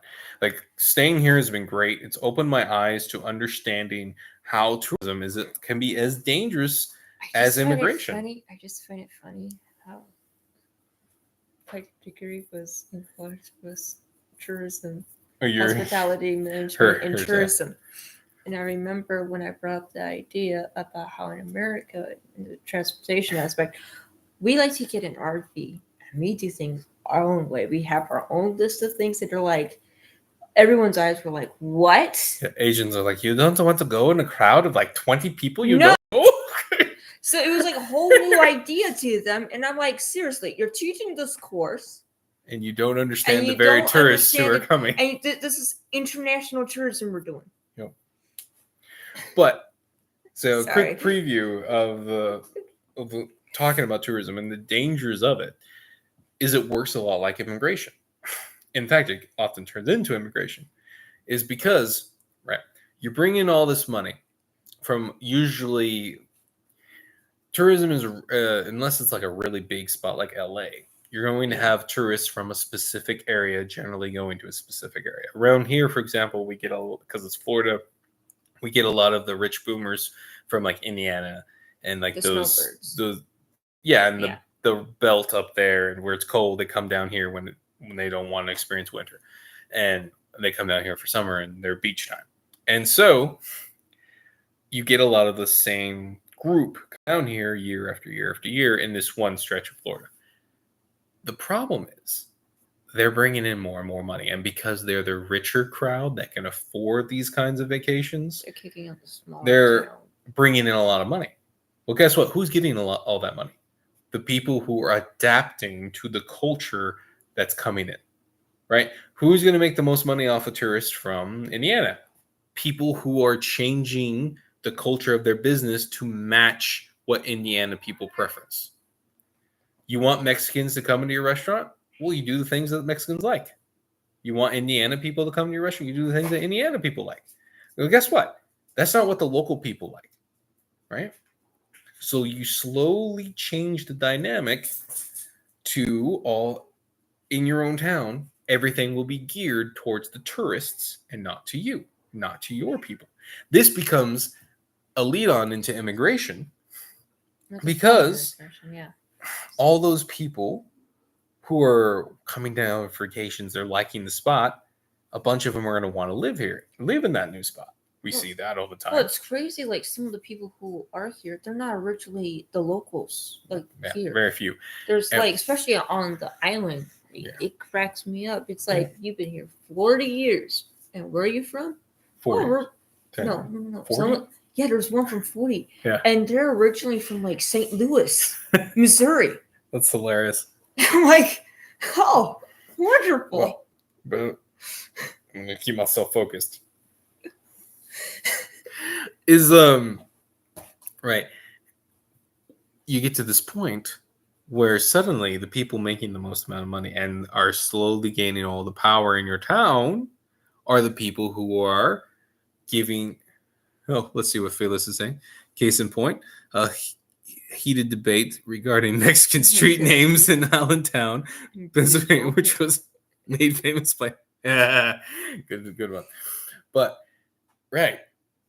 you have this extra problem where there's all those people who are getting the money, those businesses are now wanting to influence the local government to allow them to get more tourism and change the place to match the preferences of the tourists so they get more money, right? They get more of that tourism dollar. And there's a higher motivation to increase that and make it so more of the tourists can stay there, more of the tourists can buy houses here, and they can make even more money off of all these rich tourists. Or buy land and make like hotels or something. Mm-hmm. And slowly you drive out all of the locals. Slowly the land is too expensive for young locals to... because remember, if you're taking all the rich people... What do you think about this, Goto? Yes, remember. You are not getting in that tree. You are not getting in that. Look at that little twerp, right? Because even if, take the Mexican situation, where the Mexicans go on vacation and they have the money for it, you're taking all the rich people from one area and you're putting them in a higher concentration in another area, which means all the normal people in that area are gonna have to spend more money to stay in that area. Because remember, supply and demand. If there's suddenly a wash of a bunch of money of people wanting to buy land, develop areas with a bunch of money they've earned elsewhere, suddenly land becomes more expensive. Groceries become more expensive. Rent becomes more expensive, right? And you get a situation where the new people, the new young people who haven't had a chance to establish themselves cannot afford to live in the town that they grew up in. This actually, I saw this a lot in California as well. My hometown's this, essentially. And so you get rich foreigners take over one spot, they drive them out, and then they import a workforce that more suits what they want, which generally with boomers tends to be Mexicans. Because that's not going to go bad for them. Mexicans never get violent towards old white people.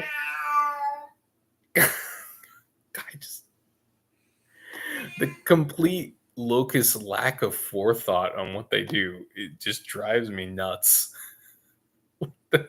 They better hope that they die by pillow or by old age before everything goes down, because Mexicans don't mess around, man. This is one of those things. So that's the dangers of tourism, is it leads to that immigration. It is a form of immigration. If it is not tightly controlled, harshly controlled by the local government, it will take over your town. Just through that steady inkling of cash, because you have all those rich people, right, putting all their money in, and they have more money than the locals in general, and they'll use that money to leverage and change the culture into what they are comfortable with and what they want it to be.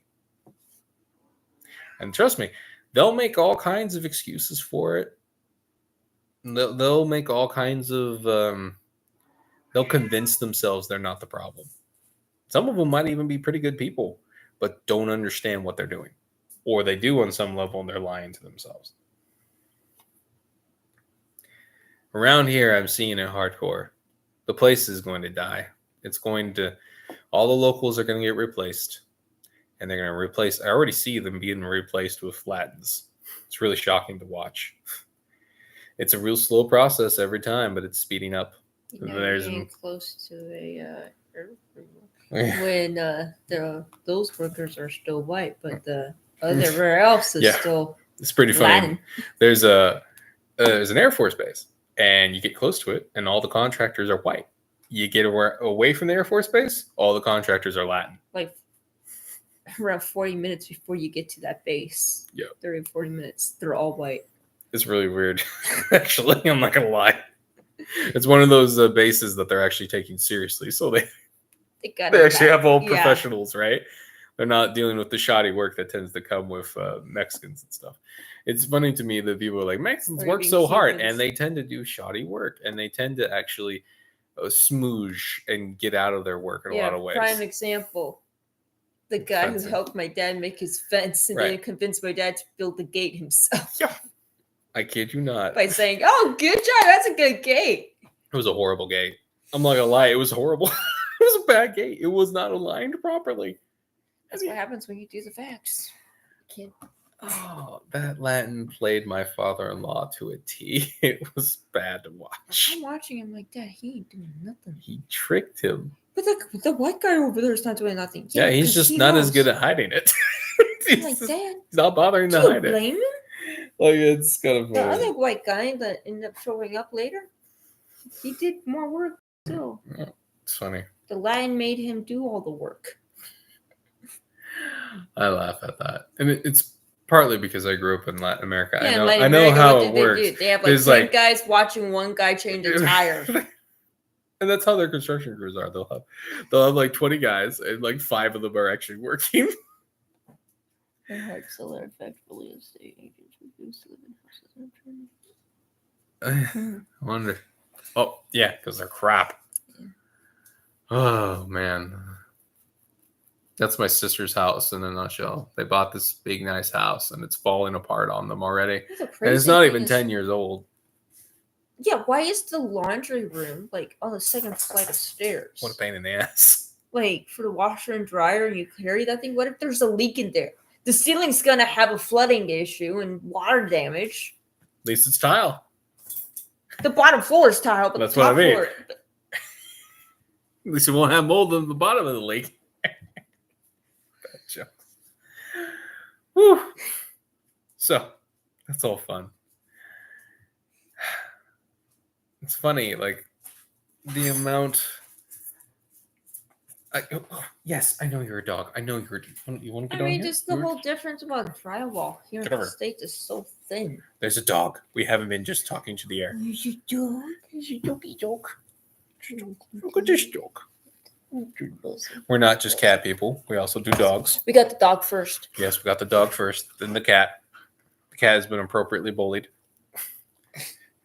Isn't that right? Yes. Okay. Let me get down. I'm busy. No. Oh. Excuse me.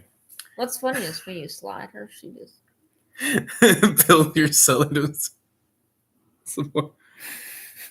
There's no seller. It's a side-by-side. Like the washer and then the dryer, but still. Oh, man. Ah. Oh, I'm wearing down here, but yeah. Yeah. I think we started talking about a Lego movie. But yeah. You know, oh, God. I'm just thinking about like other kids' movies off the top of my head. Maybe we should do a grown-up movie next time because I don't want to have to watch Frozen again.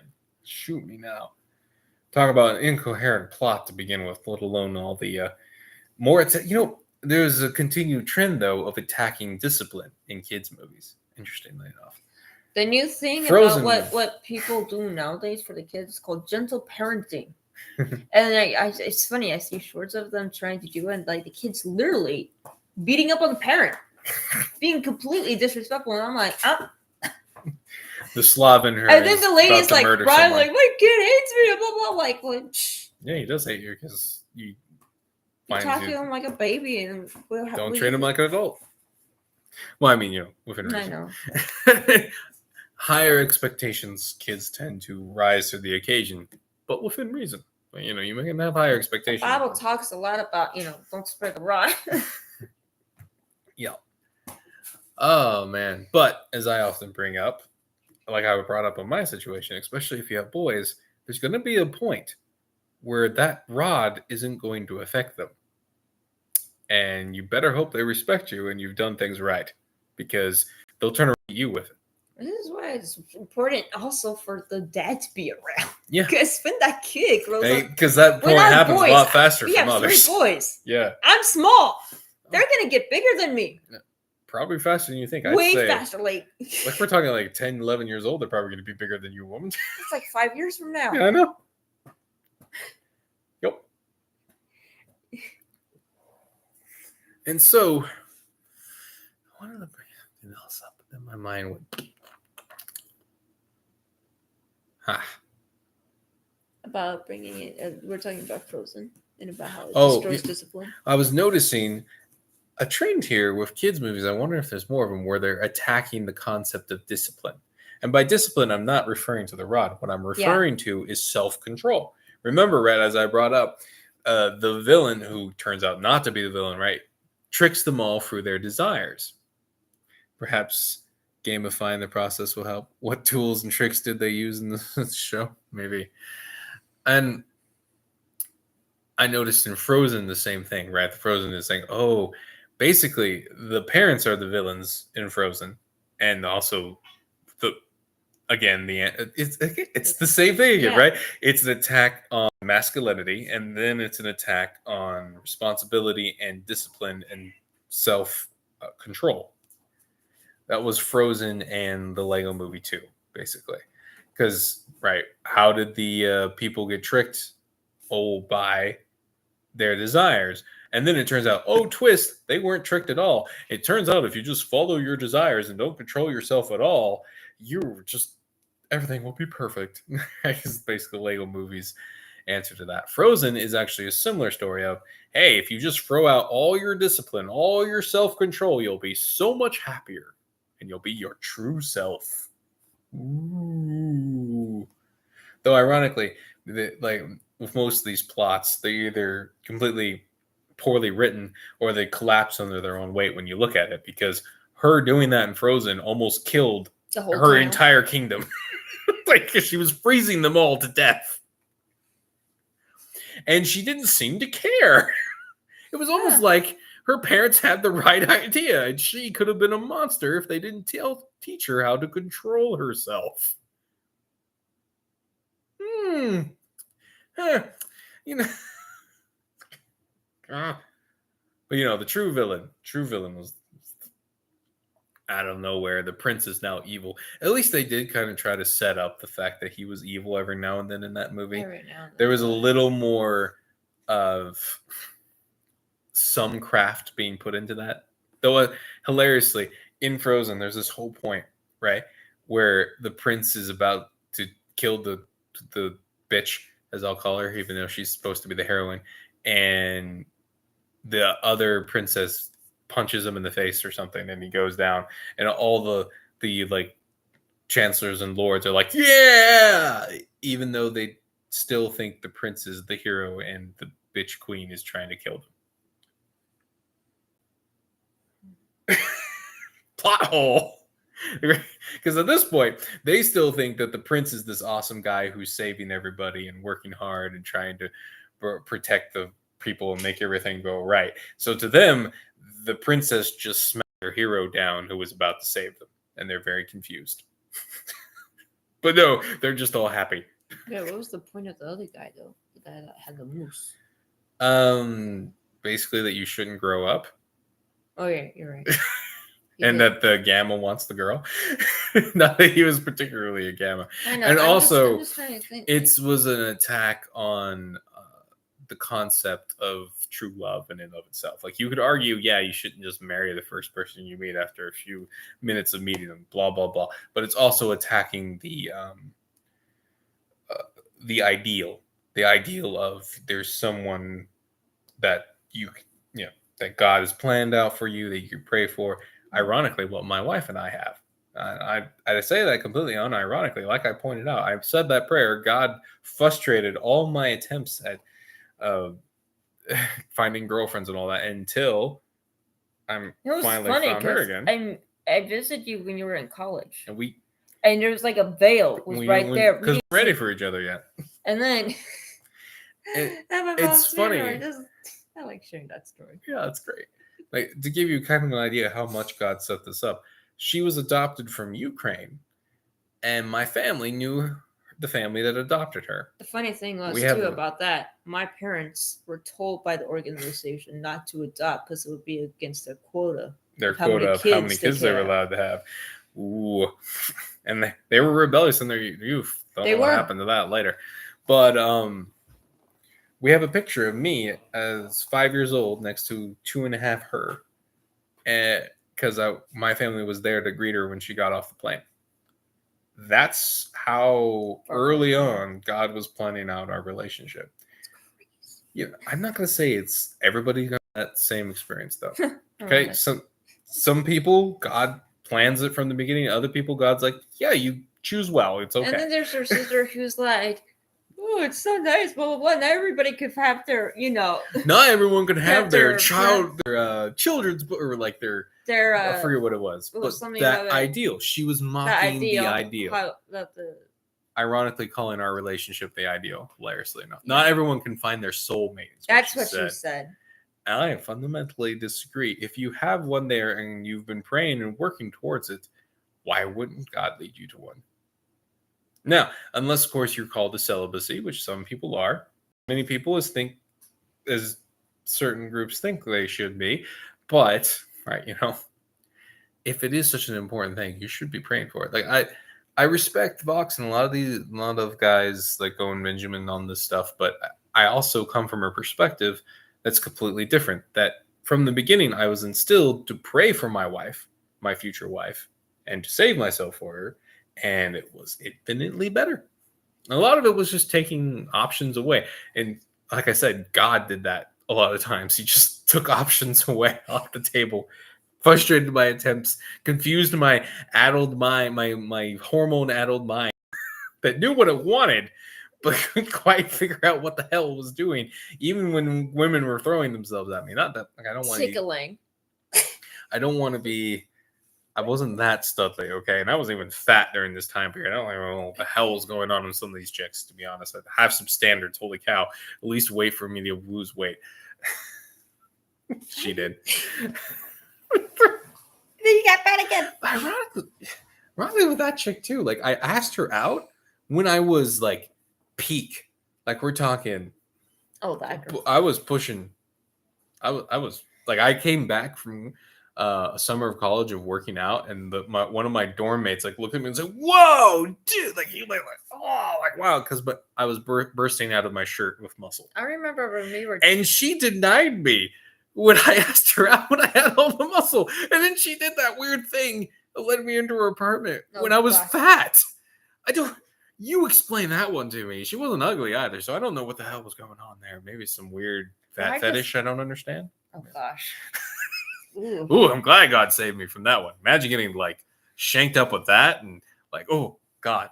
Woo, no. Woo. I'm so glad God frustrated me. Hey. That was not easy in the moment, though. But I'm glad he did it. And this is something, actually, you should be praying over your own kids for. Mm-hmm. Praying for their future wives, praying for them, praying that they both, and husbands, if they're female. Mm-hmm. There's no reason not to pray for it now. And pray for their fertility, too. And think of all the attacks on people's fertility with the COVID shots and all that. Even before then, like the other shots, too. And even us were affected by some fertility stuff, which is really annoying. Well, because, being MKs, missionary kids, they shoot you up. Shots. Everything, even things that you don't hear of anymore. Yeah, it's really annoying. And then, in my case, the medications that weren't needed. Not at all. It was funny. She gets with me, goes cold turkey off of her... off my meds. Right after my mom passed away, went cold turkey. No adverse effects, which is shocking. There were physical ones, but not mental ones. You're right. We're still dealing with some of the hormone crap those damn psychologists. And it was like ADHD stuff. And it was Risperdal, Ritalin, fluoxetine. I can't believe the crap that they put on her. And really, the funny thing was... And all the stuff about the Prozac stuff. Is that what it is? Yeah. The fluoxetine. And as I discovered... it was really funny. There was this whole period where her entire family was, before her family fell apart due to the tranny stuff and whatnot, we're all together and we weren't married yet. And we were engaged. And stuff was happening. And it's hard to explain. My wife had this, because no one taught her how to socialize. They tended to sequester her and force her to take drugs. You're laughing too loud. They always say you're too loud, you're too whatever, blah, blah, blah. Maybe it's because, boobs and butts, but I was actually willing to teach her how to socialize because she was hot. I don't know. And she was actually pretty entertaining and she liked history. And I wooed her with stories about Jeeps in World War II. It was great. It's awesome. So, I still remember that moment where I'm like, yeah, I want to marry this one. It was when she got excited because I shared her the story about the World War II raid with the commandos in the Sahara. You don't know there were multiple types of commandos and SAS in the British Armed Forces, and one of them was a whole attachment of basically long-range Jeep commandos who went deep into the Sahara, then got around enemy lines, and ended up destroying more planes on the ground than the RAF destroyed in the air. Desert rats, yeah. Well, what's funny too is like I told years her that later, story. Years later, they found one of those planes. Oh yeah, yeah, that's cool. I mean, a little deeper. They found one of those planes. You mean Jeeps or planes? No, a plane. Okay. One of the planes that got shot down. Oh, by they those shot Jeeps. on the airfield. And they found it by the airfield and also like some kind of oil thing. Yeah. Okay. See how excited she is just bringing this up.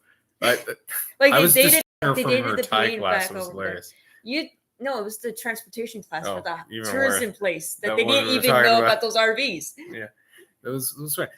And I remember, quick, come on, get her. And now we're trying to use those methods in a foxhole. Yeah, it was great.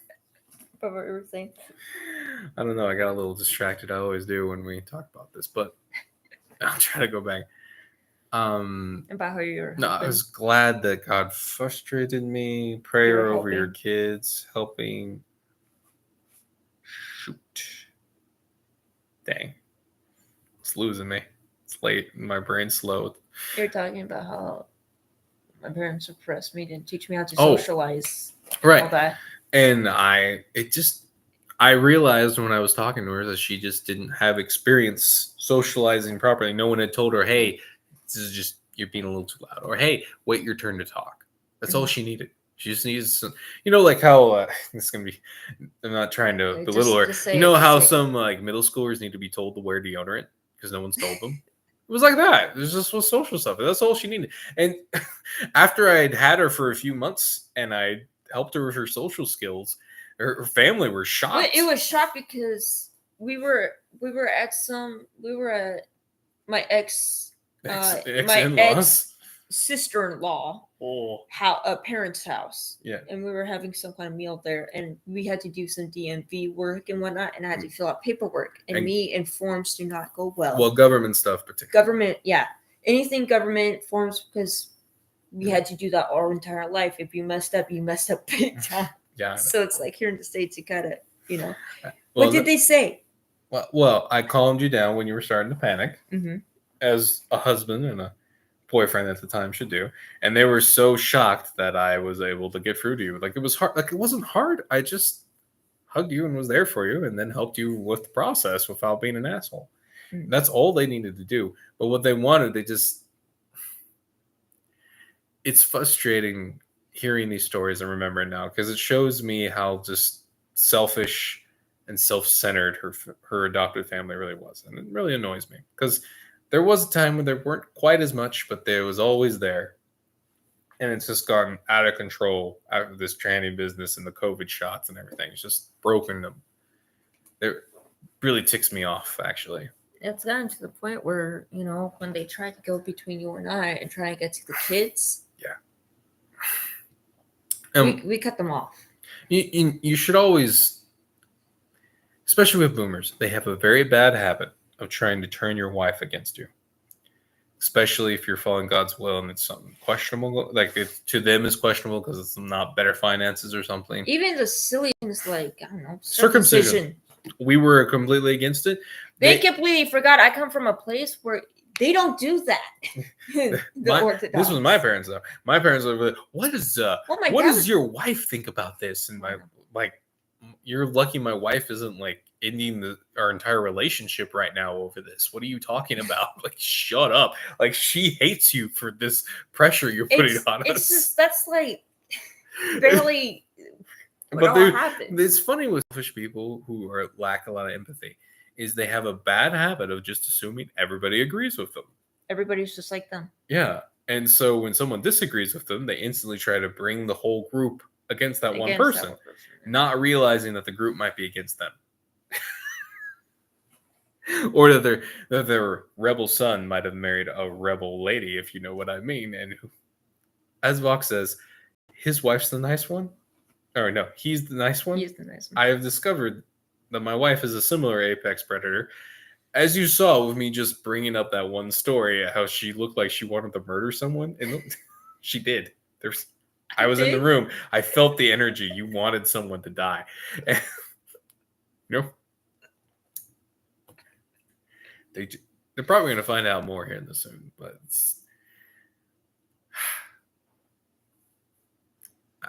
in some ways, I'm happy my parents weren't like physically abusive, but in some ways it's frustrating because like when someone's physically abusive, you can easily everyone accepts, oh yeah, physical abuse is bad, right? But when it's like mentally abusive, and you're not being overtly, and it's not overtly obvious, it's really hard to get people to accept that it's bad. That it's something that's a toxic relationship. Something needs to change because it's their parents and family, right? Yeah, and like when particularly narcissist and all that, when they're manipulating, ghostscaping, and all that, putting everything their problems on you and blaming you for it all. Mm-hmm. The amount of stress, it's horrible. The mental health it will take over you physically. Yeah, and worse in a relationship situation, it'll start causing fights between you and your wife, or your wife and your husband, depending on who I'm talking to here. And like in the case of my parents, they were always setting off my wife's panic buttons, and I don't. And we would get in these fights, and I'd be like, "What is this fight even about? Why is this happening?" And then we would get back to it, and I'd realize my parents set her off, and it's horrible because every woman has those panic buttons. It's not like she was being Like crazily emotional. Your sister set me off several times. You know, Owen Benjamin's comedy bit is great for that. If you've never heard it, the whole difference with like the caveman and his wife, right? Yeah, the women have the panic buttons because they're all, they're trying to keep the kids alive. And I mean, men are more. We're home while the men are out to war. Yeah, we're men are more big picture. Women are more small. Like panic things could go wrong. So it's extremely evil to set off a woman's panic button to try to manipulate her into doing what you want her to do, because you're causing all kinds of waves of stress. You're causing us to be on fight and flight. Yeah, if we're on that constantly, we're definitely going to be on edge, and they're going to lash out and we emotionally. won't know how to slow it down. Yeah, we want to know the children will be cared for, and men want to know the kids are exactly. Yeah. And I find it supremely evil to turn those maternal instincts against a woman and against her man. It's especially during pregnancy. It's and the worst part is, right, people will think that I'm exaggerating, and like it'll be small because it's like a female bickering thing. It seems small to people, but you gotta. It's really annoying sometimes being intelligent enough and having an emotional intelligence sounds seems strange. No, it's a real thing. Yeah. Emotional intelligence is you go through waves of emotions and you understand where they're coming from. Well, and the crazy thing is you pick up tones, you pick up certain slight difference, even if we're over a phone and or something. Tensions and all that. You notice these. I'm gonna say it. You notice these patterns. You notice these things. This is what happens, and right after this happens, this happens. If you've been through it so many times, it's just this whole cycle. And apex predators just don't stand for it. And it's hilarious. They have these male instincts that make them want to like punch a female. It's kind of hilarious. So they can get away with it more too because they're female. But it's then also some frustrating. Part of me is like, I can't really do that because sometimes I have another problem then after that. Oh man. Oh, we should probably get off. It's been 2 hours. But we went on so many topics.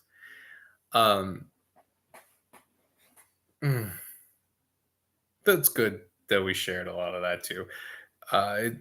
Like I've brought up in a lot of these Sunday school lessons, young men, be praying over your future families, over your wives, over your current families. Do it daily as much as you can remember, because it's one of those things. We brought up how in the Bible it talks about how the Ezekiel, yes, it was Daniel. It was either Daniel or Ezekiel was praying to God, and he had to fast like 28 days. And when the angel finally showed up, right, it told him that he started coming right when he started praying. But an evil angel, an evil watcher, so an entity that a fallen angel came and battled with him and delayed him 28 days. This means we have confirmation in the Bible that an answer to prayer can take as long as 28 days if you get the wrong kind of attention. So you should at least in your head have 28 days in advance for whatever protection or healing or whatever it is you want, if that makes sense, or if you want that connection. And you need to be as clean of sin as possible. What you bring in? I'm just bringing in one of my favorite Psalms. How nice. Psalms 101. Ooh. I'll let you read it real quick. You sure? Okay. Or do I need to finish my thought? Is it going to be finish your thought and then I'll read it.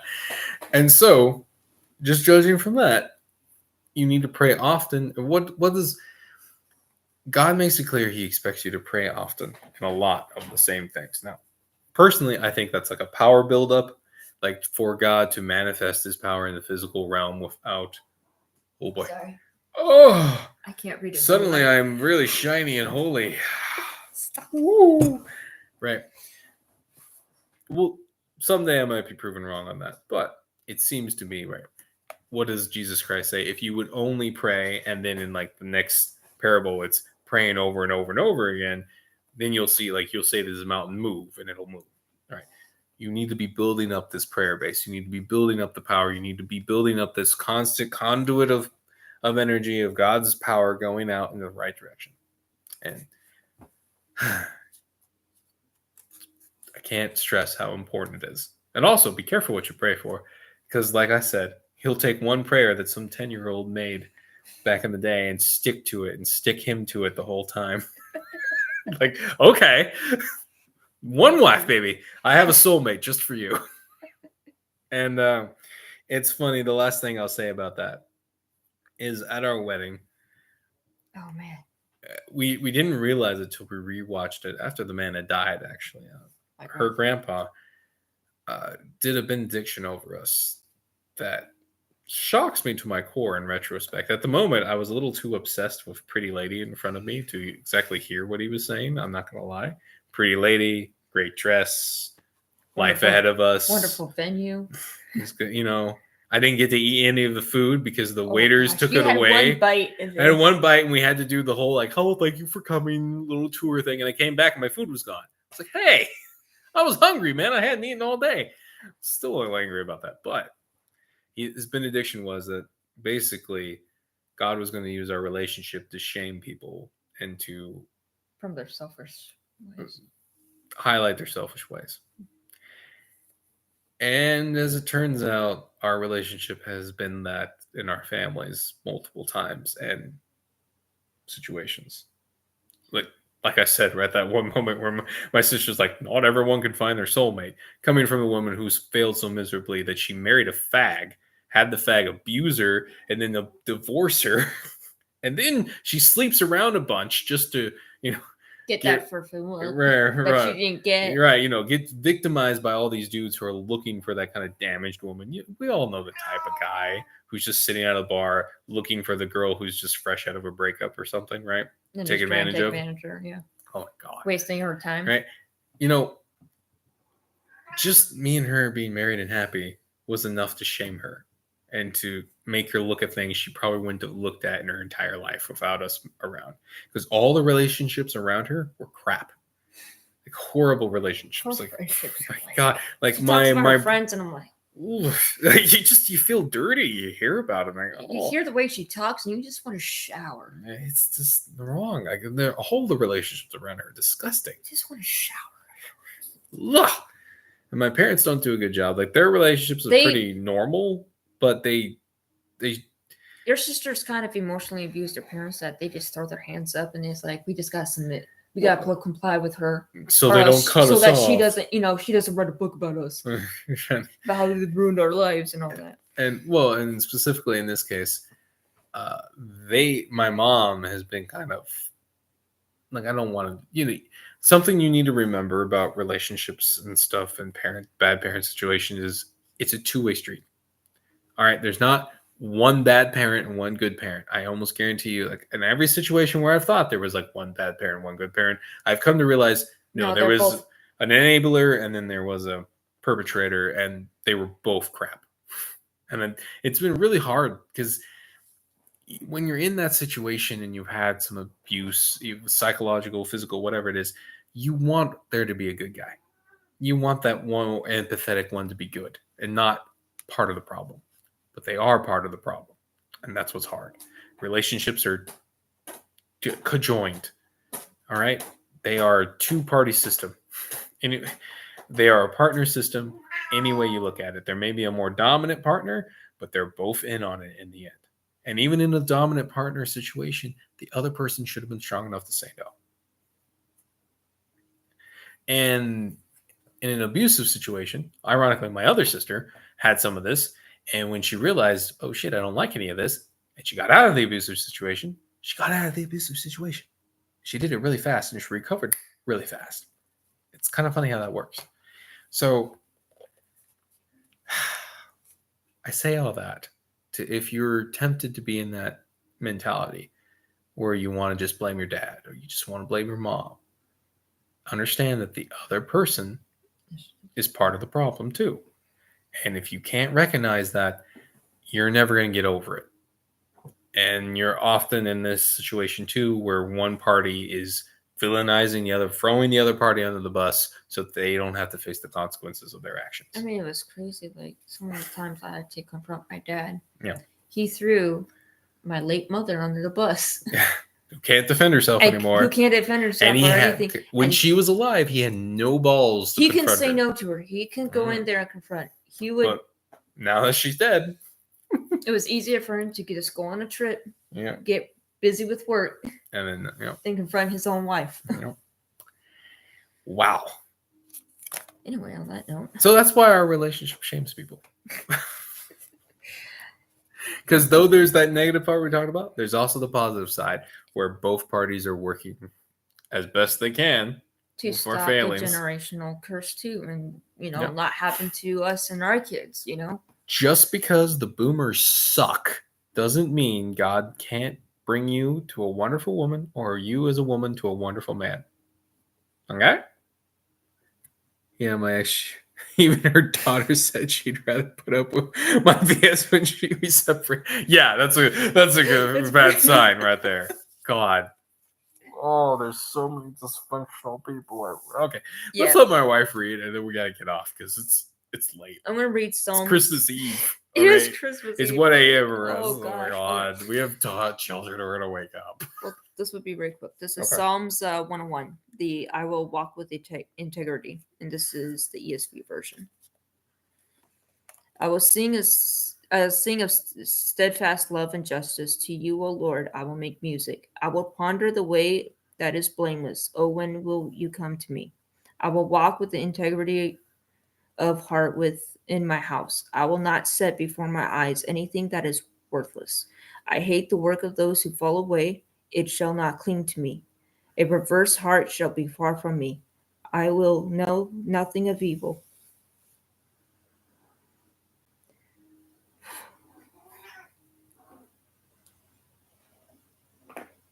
You need me to finish for you? Whoever slanders his neighbor secretly, I will destroy. Whoever has a haughty look and an arrogant heart, I will not endure. I will look with favor on the faithful in the land, that they may dwell with me. He who walks in the way that is blameless shall minister to me. No one who practices deceit shall dwell in my house. No one who utters lies shall continue before my eyes. Morning by morning I will destroy all the wicked in the land, cutting off the evildoers from the city of the Lord. So, gentlemen, cut off evil, even from within your own families, for the sake of your children. Don't let evil into your house, even if the movie's great, even if the show's great, even if it's your own parents. God said, Jesus Christ made it very clear, I have not come to bring peace, but a sword. Father against son, mother against daughter. Daughter-in-law against mother-in-law, father-in-law against father-in-law. And I think we all feel that. And it says, whoever loves them more than me will be. Yeah. And as harsh as that sounds, I've come to the realizing that you will literally destroy yourself. It's a funny thing. It sounds like God's being really mean, telling you have to turn on your own parents. But no, if your parents are going down this road, you giving into their desires are bad for them and for you, and they will destroy you and take you down with them. Like the crab in the bucket thing. You ever seen that? Most people have these days. Crabs will pull fellow crabs back down into the bucket to be eaten. And your parents will pull you down too, because it feels like shit when they see you become a better person in God. Because it tells them what they could have done. Yeah. But decide not to do. If you've had bad parents, and most people have with boomers, even if they're not as bad as others, they're usually bad because they're boomers. You being a good parent's going to shame them, and they're not going to like that. And you need to remember that. Whew. This is not the direction I thought we would go. Yeah. But I'm kind of glad we went there. I felt like this Psalms, one of my favorite ones, it also lines up with our life in general. So I love you. I love you too. Okay. I better get off so she can cry in peace. I don't like crying on camera. She doesn't like crying in I'm general. not a feminist who wants attention. Oh no, some evil man disagreed with Oh me. no, I'm wearing blue. Oh my god. Anyway, like, subscribe, share. I will be writing up the next semester for next semester. Sometime next January. year. Ooh. Yeah, next year. And till then, we'll be just looking at movies and other media and whatnot on Mondays. 2 or 3 Mondays. I don't know how many it'll take. And yeah. And also, a very Merry Christmas to you guys. Very Merry Christmas. I can't believe I didn't do a Christmas movie. I said it again. But hang in there. We're still doing all the other stuff too. So if you like creepy stuff every Saturday, well, this time I meant Saturday, but I accidentally clicked Sunday, and so it went up Sunday. That was annoying to me. I thought I was finally on time, and I turned into a boomer for 5 minutes. I clicked the wrong day on the calendar in the little YouTube tab. God, I don't. No, I don't. I saw the thing and I clicked it. I know. It wasn't a blurry thing. I just chose the wrong one. Anyway, the latest one was actually kind of interesting because it mixes the Reddit, the rake, and plausible deniability. You probably actually like that, Felix, just judging from the way you've been talking. You should check that one out. It's the latest Grizzly Files. We also... What else are we doing? We're doing the gaming channel. Every Friday we do a gaming stream, which is a good time. I enjoy just talking about video games sometimes, and also encouraging people to make their own video games because it's a great time to do it. Unreal Engine 5 is free, baby. You only have to pay them some money when you make $1 million, and come on, at that point, do you really care? Right? Come on. And all right. Yeah. And then eventually I'm going to start getting my novels back out there, but one thing at a time. God wants these semesters out. He says. Sunday school lessons first, he said. So that's what's going to happen. Yep. All right. Well, I'm going to catch you guys later. Thanks for showing up. And you guys, Merry Christmas. Merry Christmas.